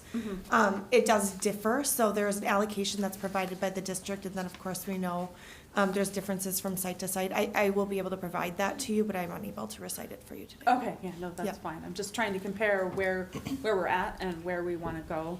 Absolutely. I'm particularly interested at how this mental health issue intersects with our school climates and how we're connecting that piece together. For example, LGBTQ students have a very scary high rate of suicidal ideation, and how that mental health issue is directly impacted by the school climate. And maybe does somebody want to talk about how we connect bullying to our school's mental health, and how, you know, it's not just the child that's being bullied, but also how do we talk to the child that is making mistakes and hurting their classmates? Absolutely, and I'm going to speak to this, and unfortunately the entire subcommittee is not here because that's actually the foundation for where this counseling recommendation is coming from. It was really born out of the mental health and really that school climate need. We had a number of speakers, which you can see in your report. One that was really influential was our Northview Middle School principal. Shared around PBIS was the purpose of her visit to our subcommittee, and from that, and positive behavior intervention supports, which is our tier 1 framework around social emotional. From that, what her recommendation was, or what was supportive of really implementing that structure and doing it well, so that students that are exploring their identity, students that have differences, that need different supports, are fully supported, welcomed, and can authentically show up in school, was to have counselors as that tier 1 support, and that to provide the ability to provide resources to refer as needed for all students. And so there was a lot of discussion around that, as well as the role of a counselor as an additional support in responding to behavioral incidents or looking for patterns in where are their supports needed, whether it's in a specific environment, a specific time of day. And that's what our counseling department does across the district. Of course, we know the more counselors we have, the better we can do that job. Right, thank you for that. And that was my next question. Is there sort of a tipping point on at which point, the evidence is that we need more counselors, and that 250, I think, was the recommendation. But once we reach a tipping point on that, is that a place where we might see better outcomes than we have right now in our schools? Sure. So we're reliant on the data from ASCA, or our American School Counselor Association, and so that's that 1 to 250 number that you have. But you'll also see in the recommendation coming from our subcommittee is to focus on the data collection, which includes our behavioral incidents as we look at that school climate piece, as well as our student survey data, because we may need to monitor and adjust. Our subcommittee recognizes that there are differences in the needs for support currently than there maybe were in the past, and to be able to adjust where those supports are, who those supports are, as needs arise, responding to that data. So we do see the need for an additional data collection method or survey in order to really be adaptive in what that allocation looks like and what supports those counselors are providing. Okay, thank you very much, and thank you everybody for the work that you've done on this. It's really good. Dr. Mosqueda-Jones. I just want to thank you for my time spent listening to your hard work and your agonizing over every word in the report so that it truly reflects what your recommendations are. I just want to say that I appreciate that. And since I got the pleasure of hearing where most of you were coming from, I don't have any questions, but I do want to reiterate that as a teacher and someone who has children that have dealt with mental health issues, that I hope that we can do as much as we can on these recommendations. Okay, Director Brooks.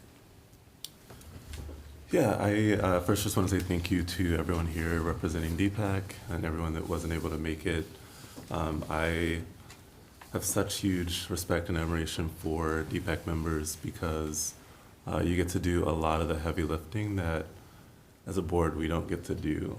You really get to focus on very narrow topics for the entire year, and you get to dig in and bring us what was an extremely thorough recommendation. I think the one thing that I gravitated toward more than anything in the report was the counselor ratio, that 400, which Director Grady already addressed. I think one of the questions I had was on the FACE team. So I have an opportunity to work with the FACE team through the RISE committee, and have had interest from the very beginning in expanding that group because I know engagement is so important to the district. And I was just wondering, I know that in the recommendation it mentioned having some sort of engagement framework in at every site. Does that include a FACE team member at every site, or? Well, so those were the recommendations from last year to implement this year. Mm-hmm. And so as we move forward and the FACE department is starting to build their program and really taking it from ground level up, I think that's their goal. And also with the other people that they have involved, the RISE committee, included in that. So I believe they're getting closer to that place. They started a pilot this year where they're at one site and have that, like they're embedded in a school as a pilot. So that's what I can answer that. I can get more information around that. I know that Vanessa will be presenting and has presented to give more information. Okay, thank you. Mm-hmm. And then additionally, the mentorship programming was also, I think, really special. And I think one of the big questions I had was ESPs. Is there any sort of mentorship programming in place currently for ESPs? Laurel, do you want to speak to that? We do have a very small mentorship program. We have a grant through the AFT, American Federation of Teachers. So we have 6 ESP mentors that each mentor about 3 ESPs. Next year, the board graciously funded 3 positions, our PD liaisons, and so they will serve as mentors, focusing mostly on our new ESPs, but helping to support all of our 550 ESPs. 3 people, though. Yeah. I don't have too many additional questions. I think and I know Director Douglas warned us about this months ago, that a lot of the discussions that Deepak was having actually sort of aligned with a lot of the presentations we received from administration throughout the year as well. So for me, I think it just gives it that much more urgency that it came directly from parents and community members. And so I think the big question I have for staff today, and I'm not expecting you to answer it, is what is already in the works and what should we see coming out of these recommendations that I know you've already talked about throughout the year. So yeah, looking forward to some updates on that in the near future. I can tackle that maybe after Director Douglas and Chair Dawson will go, so you may have the same question, and we'll wait and address that later. Yeah, so I don't have that many questions, obviously, because I was involved with the committee's work. But I just want to say for my board colleagues is I just really, besides Jackie, because she was also involved, I would just regret that we weren't all able to work on this together, because all of the topics that were discussed throughout the year of DPAC are things that have been really important to the work that we've been doing. And these conversations are, like you mentioned, very deep and narrow focus. We're able to really dig into the heart of what's going on in our schools and in our community. And I would really love it if we could all be a part of this work together, because it is work that is so important to us. And I wanted to, so Director Simons actually asked me a couple of questions that she wanted to ask of the committee since she was not able to be here tonight. So I'm just going to ask those questions on her behalf. So in the report under strategies for an improvement, it notes the recommended use of a third-party vendor. She believes this is an important mechanism to rebuild transparency and trust, to give staff a place to share their needs, feedback, and input in a new way. As a district, we need to acknowledge that we aren't there right now, and this is not a reflection of our current leadership or administration, but is a decades-long issue that has led to fear of sharing constructive feedback. This is a way to start changing the culture and to demonstrate that our commitment to change and welcoming of all feedback to drive positive outcomes for all of our staff and scholars. So her question is, it is also identified in, it also identified an engagement survey. Certainly in private industry, most organizations already have an annual survey, and we do, but perhaps we need to consider refining it and asking different questions. But do we have a mid-year pulse survey? We need a mechanism to take corrective action within the year. So do we have a pulse survey that we take with our staff? You want me to take that, or do you want to go ahead? We are just finishing up our annual stakeholder surveys this spring, and I think the last one to complete is our parent, families, caregivers survey. So we've done staff, we've done scholars, and we should have our parent results probably by midsummer. I'm looking at Robin with that as a question, because I know you work with Tom and Jen on the team on That's correct. on those survey results. So we have not, during the pandemic, we did several pulse surveys at multiple times during the year. We have not done a mid-year kind of pulse survey type this year. Yeah, it's not, that was really born out of the pandemic, but it's not a standard practice, right? Yeah, our annual stakeholder surveys are longer. There's more questions. Those pulse surveys were shorter, commonly asking the same questions over and over, and they were centered on pandemic-related topics. Not that some of those haven't continued. So we wanted to get back to a more comprehensive look across our system and what our stakeholders tell us. So I don't want to take your words there. But that's correct. So we have been doing that once a year. I think both committees talked about really getting feedback during the year, and it maybe wouldn't be such a huge survey as the stakeholder survey, because that is very in-depth, but maybe more about the experiences they are having and what kind of support they need.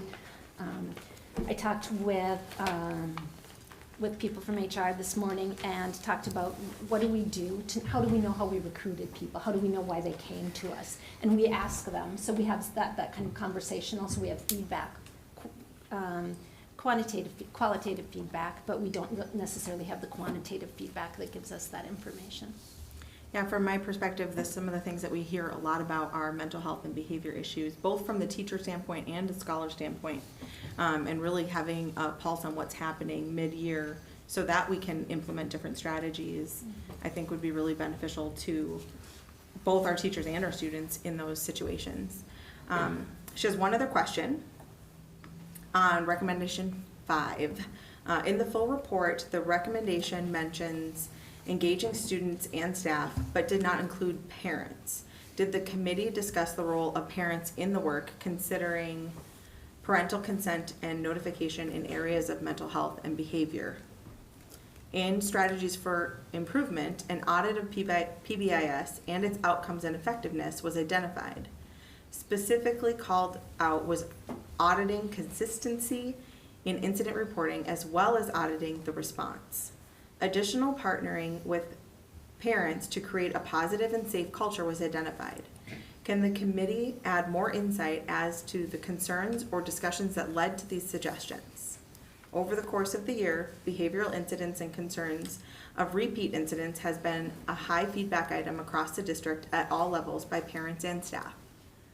I'm curious to understand if this concern was shared by committee members or if a different perspective was provided in the work of the committee.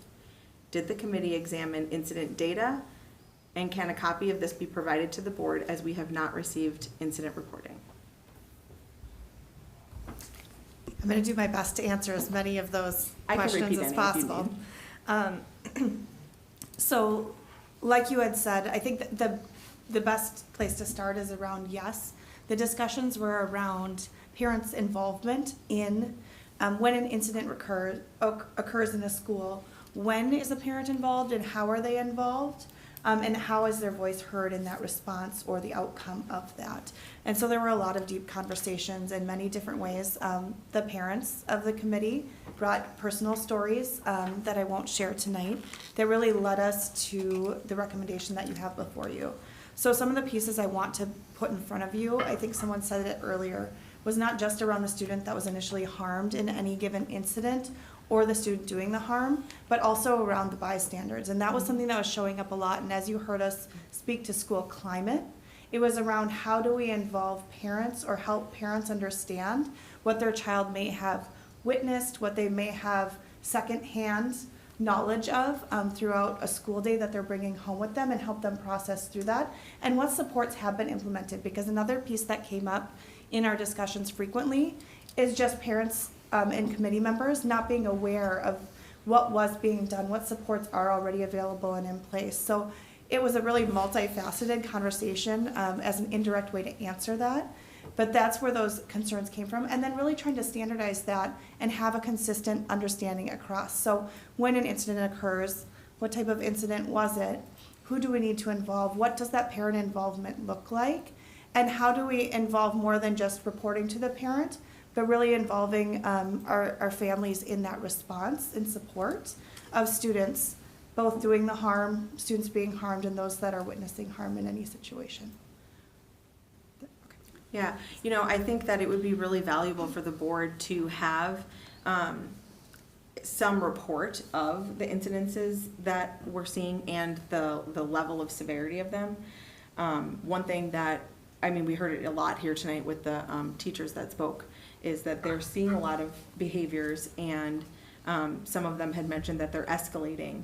And that right now to us as board members is really hearsay, right? We're not seeing the actual number, and so it's happening, it's real experiences, but we don't know the frequency of it or the impact of it. And how many people are impacted, like you said, bystanders. And I think it would be really good for us to have a better pulse on what is actually happening in our schools versus, you know, just hearing something, especially when a major incident occurs and all of a sudden we're all getting all these phone calls and text messages and emails about a specific situation.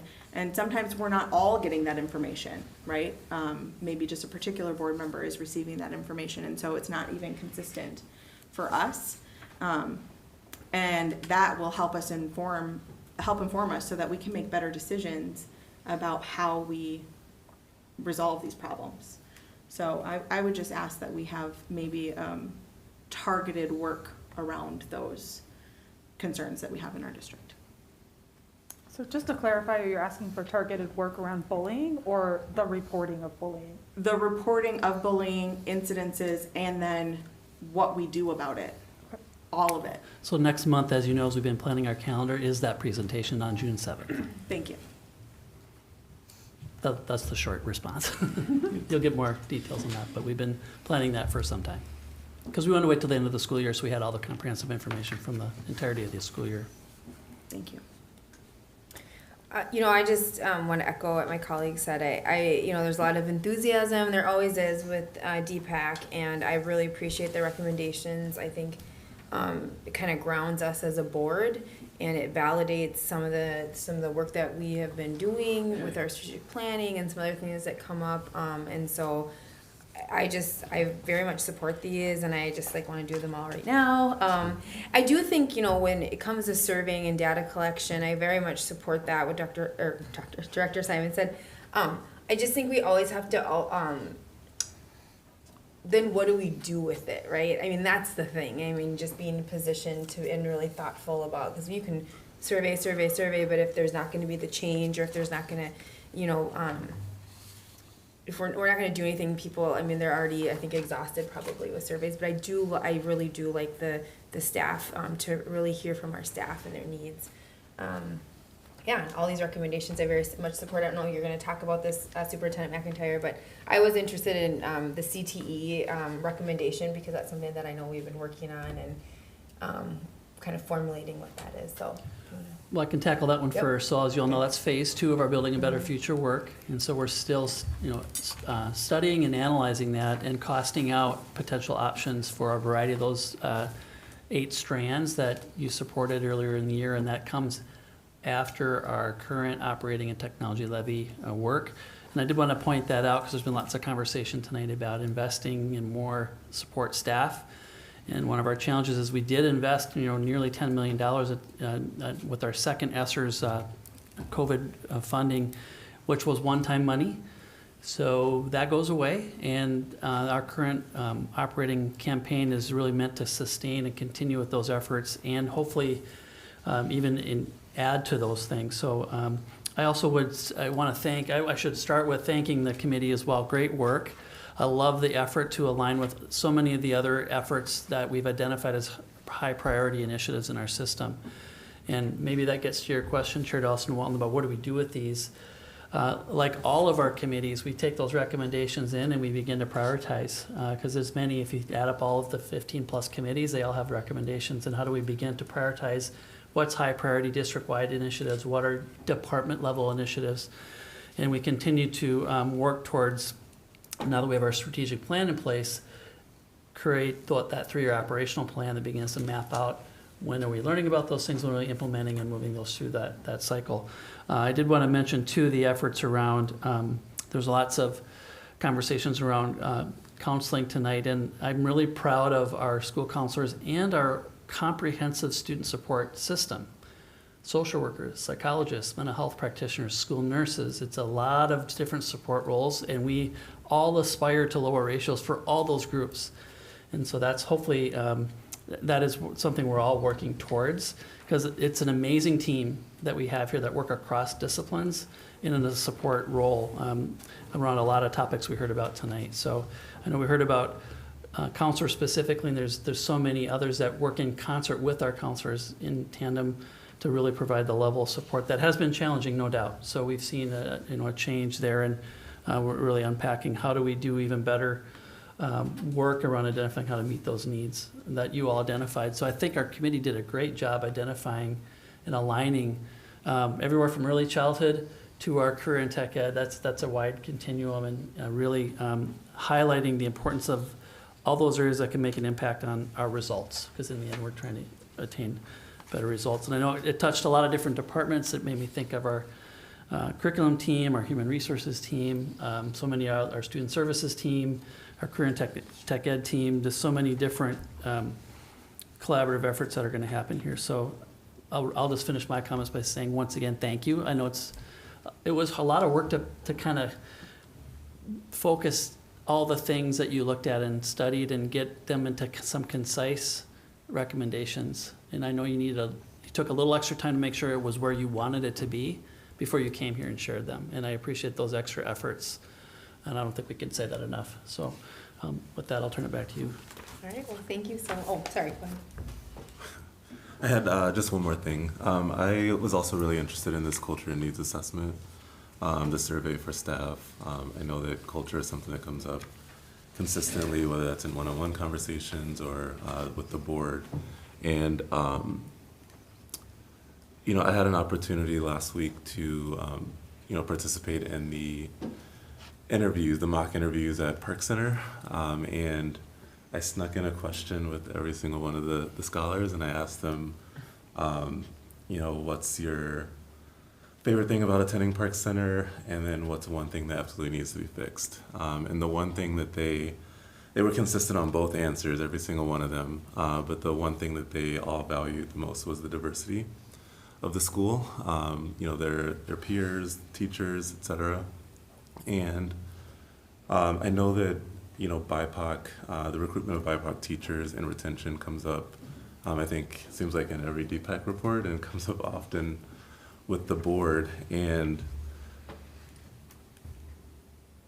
you know, I know that, you know, Park Center is a little unique in terms of its percentage of diverse scholars. But when you look at staff that are likely spread across the district and don't really have maybe an opportunity to work with peers that are of the same percentage of diversity, I think it creates some challenges, some potential challenges in a district that is welcoming to the BIPOC teachers that we're trying to recruit. So as I think we're looking to create some sort of assessment, and I don't know if we have a mechanism in place currently where we can gather these ideas from BIPOC staff in a sensitive way that doesn't put them in a situation where there may be some sort of fear of reprimand from speaking out. But I would like the district to also be mindful of the culture across the district and whether or not we have a welcoming environment to the BIPOC teachers that we're trying to retain and recruit. So yeah, that was just the one last thing I wanted to add. Yeah, and I agree with you. One of the things that we've been doing here is, I know at least one of the things I'm doing is doing listening sessions with different affinity groups that we have in the district with our staff, along with the student listening sessions you heard about earlier. I kind of do the same thing. I sneak those questions in. I was at the same mock interviews and tried to do the same thing you did, because you're always looking for information. And it also highlighted to me how much for our scholars the importance of relationships with the adults in our systems. It starts there, and their success it seems to really be magnified when they have those connections, and when they don't, it just seems like it's a really big barrier to their learning. So we continue to dig into those. I was going to see if Laurel, you wanted to add anything, because we've been having the same conversation, and we share your desire to continue to improve in this area. I guess I would just add that Susan Hang, our recruitment and retention manager, and Boom Mua are also both connected to our Teachers of Color mentorship program, where they do ask in a safe space for some of that feedback. And when we are recruiting staff, particularly teachers of color, and we offer pocket contracts, we ask them about their desires and grade level and demographics, and so try to get some buy-in before we place teachers to try to ensure that they are in a comfortable, welcoming environment prior to even starting an ASIO. And we want to continue that work. I think I think the third party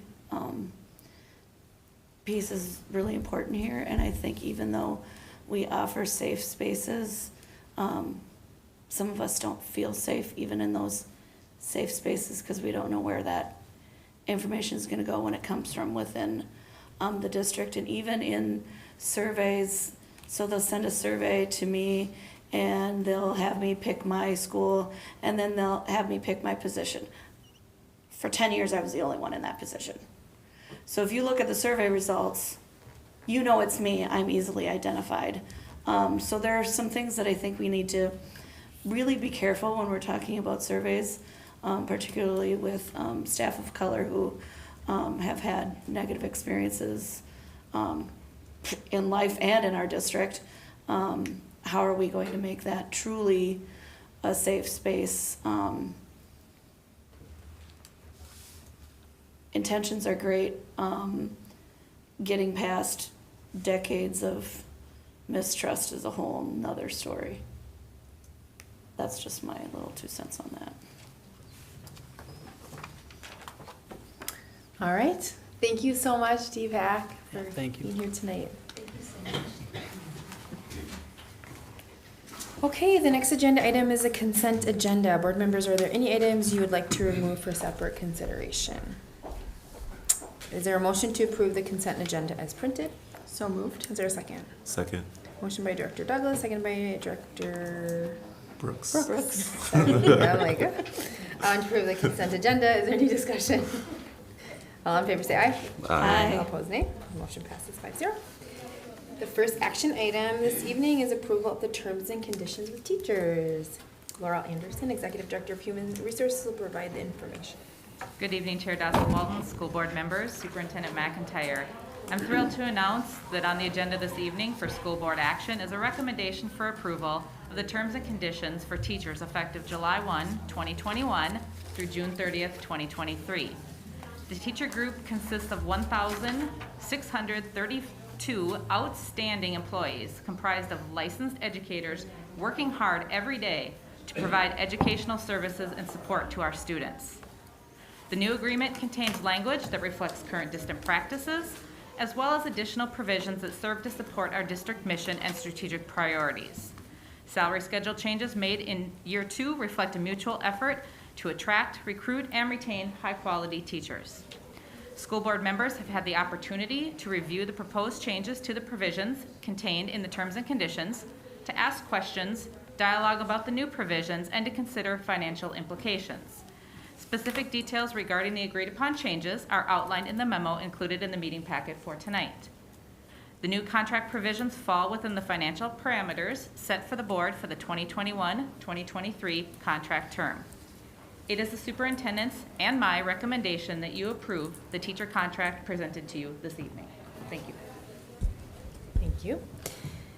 Is there a motion to approve the agreement of the terms and conditions of employment between the Independent School District 279 School Board and teachers for the period of July 1st, 2021 through June 30th, 2023? So moved. So moved.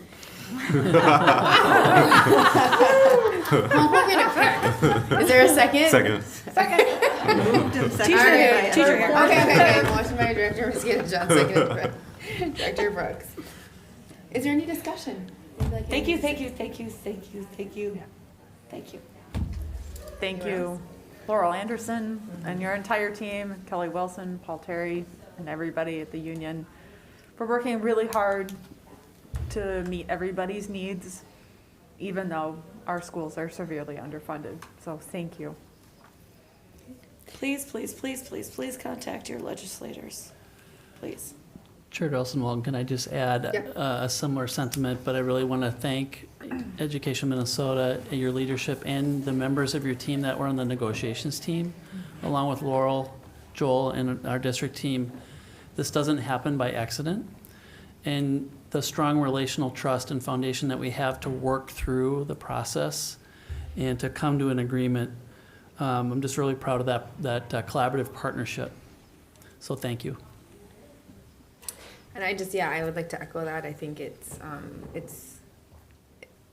I think between Kelly, your team, negotiations team, and Laurel, your team, you've really positioned us well as a district on behalf of our teachers. And, we have a lot of work to do. We have a brand new mission and vision and strategic plan, and I'm super excited to do it together in partnership and for our scholars. So thank you so much. All right. Can I say one more thing? Mm-hmm. You are all worth way more than this contract says. I just need you all to know that, and if it could be different, it would be. All right. All in favor, aye? Aye. All opposed, nay. Motion passes 5-0. Yay. Awesome. Yeah. All right. The next action item is second reading of policies. General Counsel Tim Palmetier will share information on the 3 policies up for consideration, and we'll take separate action on each policy. Thank you, Chair Dawson-Walton, school board members, and Superintendent McIntyre. There are 3 policies on the agenda for second reading tonight. Policy 503, student attendance and absences. Policy 504, student dress and appearance. And Policy 505, student cell phone and technology use. The first reading for these policies was held on April 26th at the regular business meeting of the board. Exactly 4 weeks have passed since the first reading of these policies, And under school board bylaws, if approved by the board this evening, the policies will be adopted as proposed. First, we'll address rewrite of policy 503. This is student attendance and absences. This policy has not been reviewed or revised since May of 2003. Since this policy's last revision, Hennepin County truancy procedures and school practices have changed or evolved significantly. The recommended revisions to this policy align with MSBA model policies. The new proposed policy emphasizes the importance of student attendance, specifically spells out the responsibilities of students, parents, guardians, teachers, and administration with respect to addressing student attendance, states the potential consequences for unexcused absences, specifically spells out statutory and district-approved exemptions to compulsory attendance, requires school district administration to develop uniform procedures in reporting student tardies, and articulates school notice and reporting requirements when students are absent without excuse from school. Next is policy 504, student dress and appearance. This policy was last reviewed in November of 2016. The proposed changes to this policy include changing the current requirement that student attire not offend community standards to a requirement that attire not violate school policy or procedure, and that school attire not substantially and materially interfere with school environment. This change was based upon my recommendation that the community standards benchmark may, in some circumstances, come into conflict with individual statutory protections, for example, Title IX. The proposed policy was also revised to indicate that district exceptions regarding student dress need to be implemented in an inclusive and responsive manner.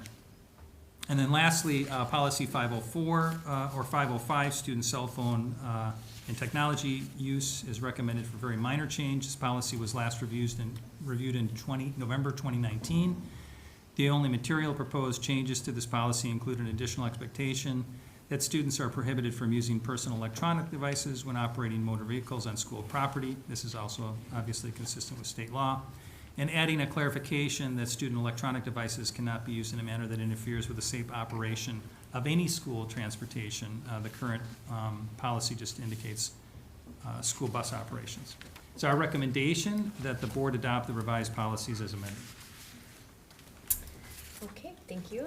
Is there a motion to approve the second reading of policy 503, attendance and absences? So moved. Is there a second? Second. Okay, motion by Director Brooks, seconded by Director Grady. Is there any discussion? Sorry, I have a question. So my question really is not around the policy as much as the implementation of the policy. One thing that I hear from administrators is truancy concerns with students, and one thing that I witness daily is students arriving to school at the same time I'm dropping off my students, hopping off the bus and walking into the neighborhood or other places. It's a pretty significant concern for our administrators, and it is leading to concerns within the culture and environment of the schools and making it difficult to do other work when so much work is spent on getting kids into their classrooms. And there's sometimes a feeling that they are unsupported in their efforts to get students to class. I don't really know what the answer to that is or how we address it, but that one of my concerns is really just how do we effectively implement the policy and the procedures.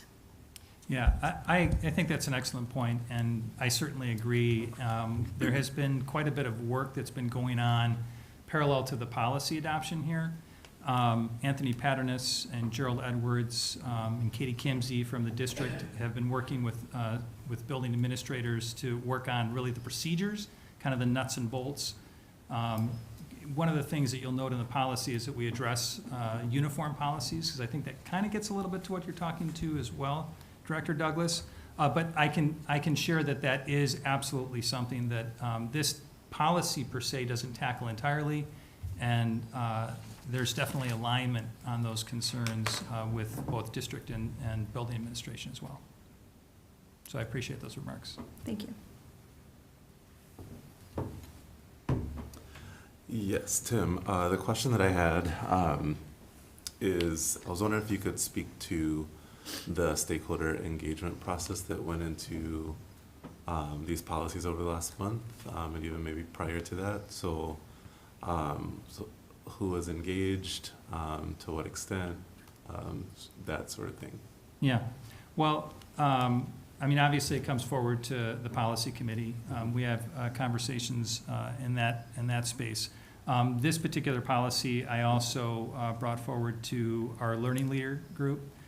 So that is our secondary and elementary school principals, other persons here at the ESC, just to get their input in terms of where they may be having concerns, how this policy might align with their practices. And then, of course, with respect to the policies, when we roll them out, there is an opportunity for public comment as well. Were there any intentional efforts to engage scholars or parents? I did not meet with either student groups or parents specifically with regards to the policy. The input that I received was more through administration, and then, of course, like I said, public feedback. We didn't get any remarks on the proposed policy after first reading. And then our approach to engagement on these policies, would you say that's consistent with the way that we've approached policy changes or new policies in the past? I would say so, yes. I think some policies are different than others. I mean, for example, the gender inclusion policy, I actually was out in buildings talking with students specifically about the policy. So I can't say that every policy is identical in that regard, but certainly the process, this particular policy rolled out in a very similar fashion to other policies. And if I could clarify, this policy is about how we process the data around student absences and making sure it's consistent across the district. This isn't a policy that necessarily addresses the behavioral issue involved with truancy, correct? Well, I think that's true in many respects. You know, there's, from a board level, there's a number of things which the board absolutely has charge pursuant to statute to address. So for example, the compulsory attendance law says that there's a certain number of 10 items that are considered automatic exceptions to, or excused absences, right? And then it goes on to say, and those that are passed by the board essentially. So that, for example, that kind of gives us the nuts and bolts. It's really a board charge in determining those exceptions, and we made those much more robust and deliberate in this. So yeah, it's the 30,000 feet kind of approach, and then the day-to-day stuff. Again, as I indicated to Director Douglas, it's certainly in terms of the day-to-day pieces, it's something that there's a lot more heavy lifting to be done. Even I'll mention procedure 503 is, you know, I don't have recommended changes to that. That's actually was last touched in 1997. That's going to be changed considerably after Anthony and some of the others that are involved in that process kind of dig a little bit deeper. I would add too that, you know, it's the people in our buildings that are getting the greatest input from our families and students. They're the ones implementing these and having the conversations on a daily basis. So they're probably our most critical source of information on any changes around attendance or absences. And we just heard about our student services teams. They're the ones working on what are the root causes leading to absences or attendance challenges that, you know, I think Director Gator, you kind of captured it well. These are the things that are trying to keep us in alignment with some of the statutory requirements from a technical piece, but the adaptive or that subjective piece is, you know, the daily conversations with parents, with students around what are the issues they're facing that creates attendance and or absence issues across whether you're a kindergartner or a 12th grader.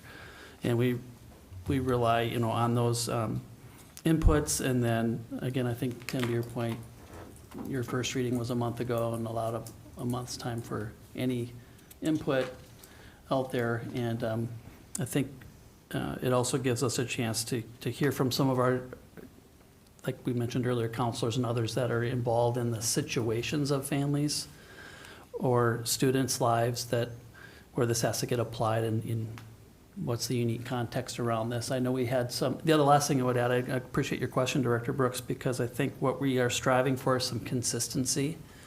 across the district and even across the levels, but even within a level. The unique challenges each school has, each community has, and how do we make sure we're applying this in a consistent fashion school to school. So we had those conversations in a fairly large group around unpacking what are those differences that might lead to, I think Director Douglas, to your point, how you said it well, the implementation or the application of not only the policy but the procedures. So I remember walking in on that conversation about 2 or 3 weeks ago. Anthony, was that right? 2 or 3 weeks? I knew you were in here. 2 or 3 weeks ago, really getting into what are the unique things that, because we want to be consistent, and we don't want to, still while acknowledging individual case-by-case unique needs. That's a little bit of the challenge. I don't want to speak for you, Anthony. I don't know if you want to come up and speak to that because you facilitated that session. I'm glad you hung out in here. You could have, yeah. I think it's worth hearing from you because it's a really good question, and you both are getting at the same wondering. Yeah, so it's a good question as we got into the conversation around the policy in general, and just to give some quick historical context. The idea and concept about reviewing our attendance process as a system actually started pre-pandemic and started engaging site leaders and our district principal at the time around what we were seeing with data and inconsistency across our system and how truancy filing was occurring with Hennepin County B.Ed schools. So we started looking at the data and understanding that we had some challenges that we needed to correct. Then the pandemic hit.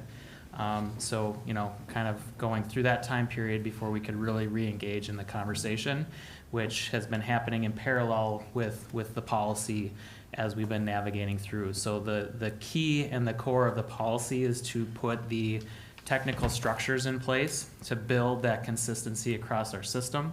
So the language around uniform attendance practice across the system allows us that from one elementary school to the next elementary school, or one middle school to the next middle school, and the same with high schools, that we have a consistent practice in place.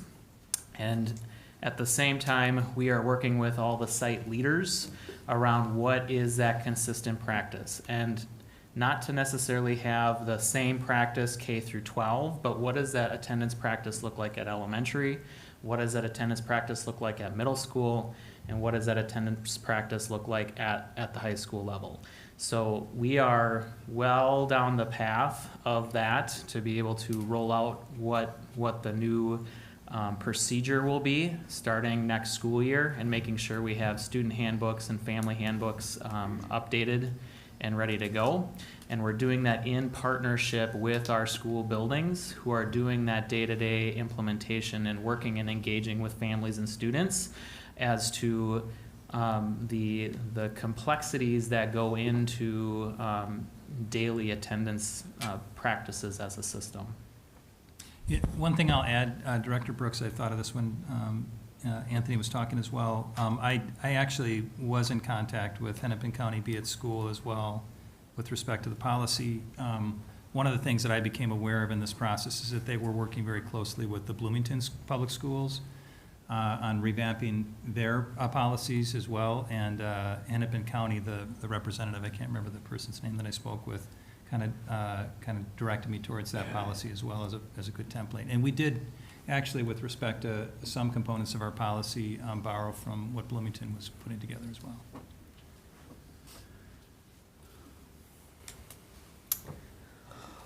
Okay, all in favor say aye. Aye. All opposed nay. Motion passes 5-0. Is there a motion to approve the second reading of policy 504, student dress and appearance? So moved. Is there a second? Second. Motion by Director Brooks, seconded by Director Grady. Is there any discussion on this policy? Okay, all in favor say aye. Aye. All opposed nay. Motion passes 5-0. And is there a motion to approve the second reading of policy 505, student cell phone and technology? So moved. Is there a second? Second. Okay, motion by Director Grady, second by Director Brooks. Is there any discussion on this policy? All right, all in favor say aye. Aye. Aye. All opposed nay. Aye, sorry.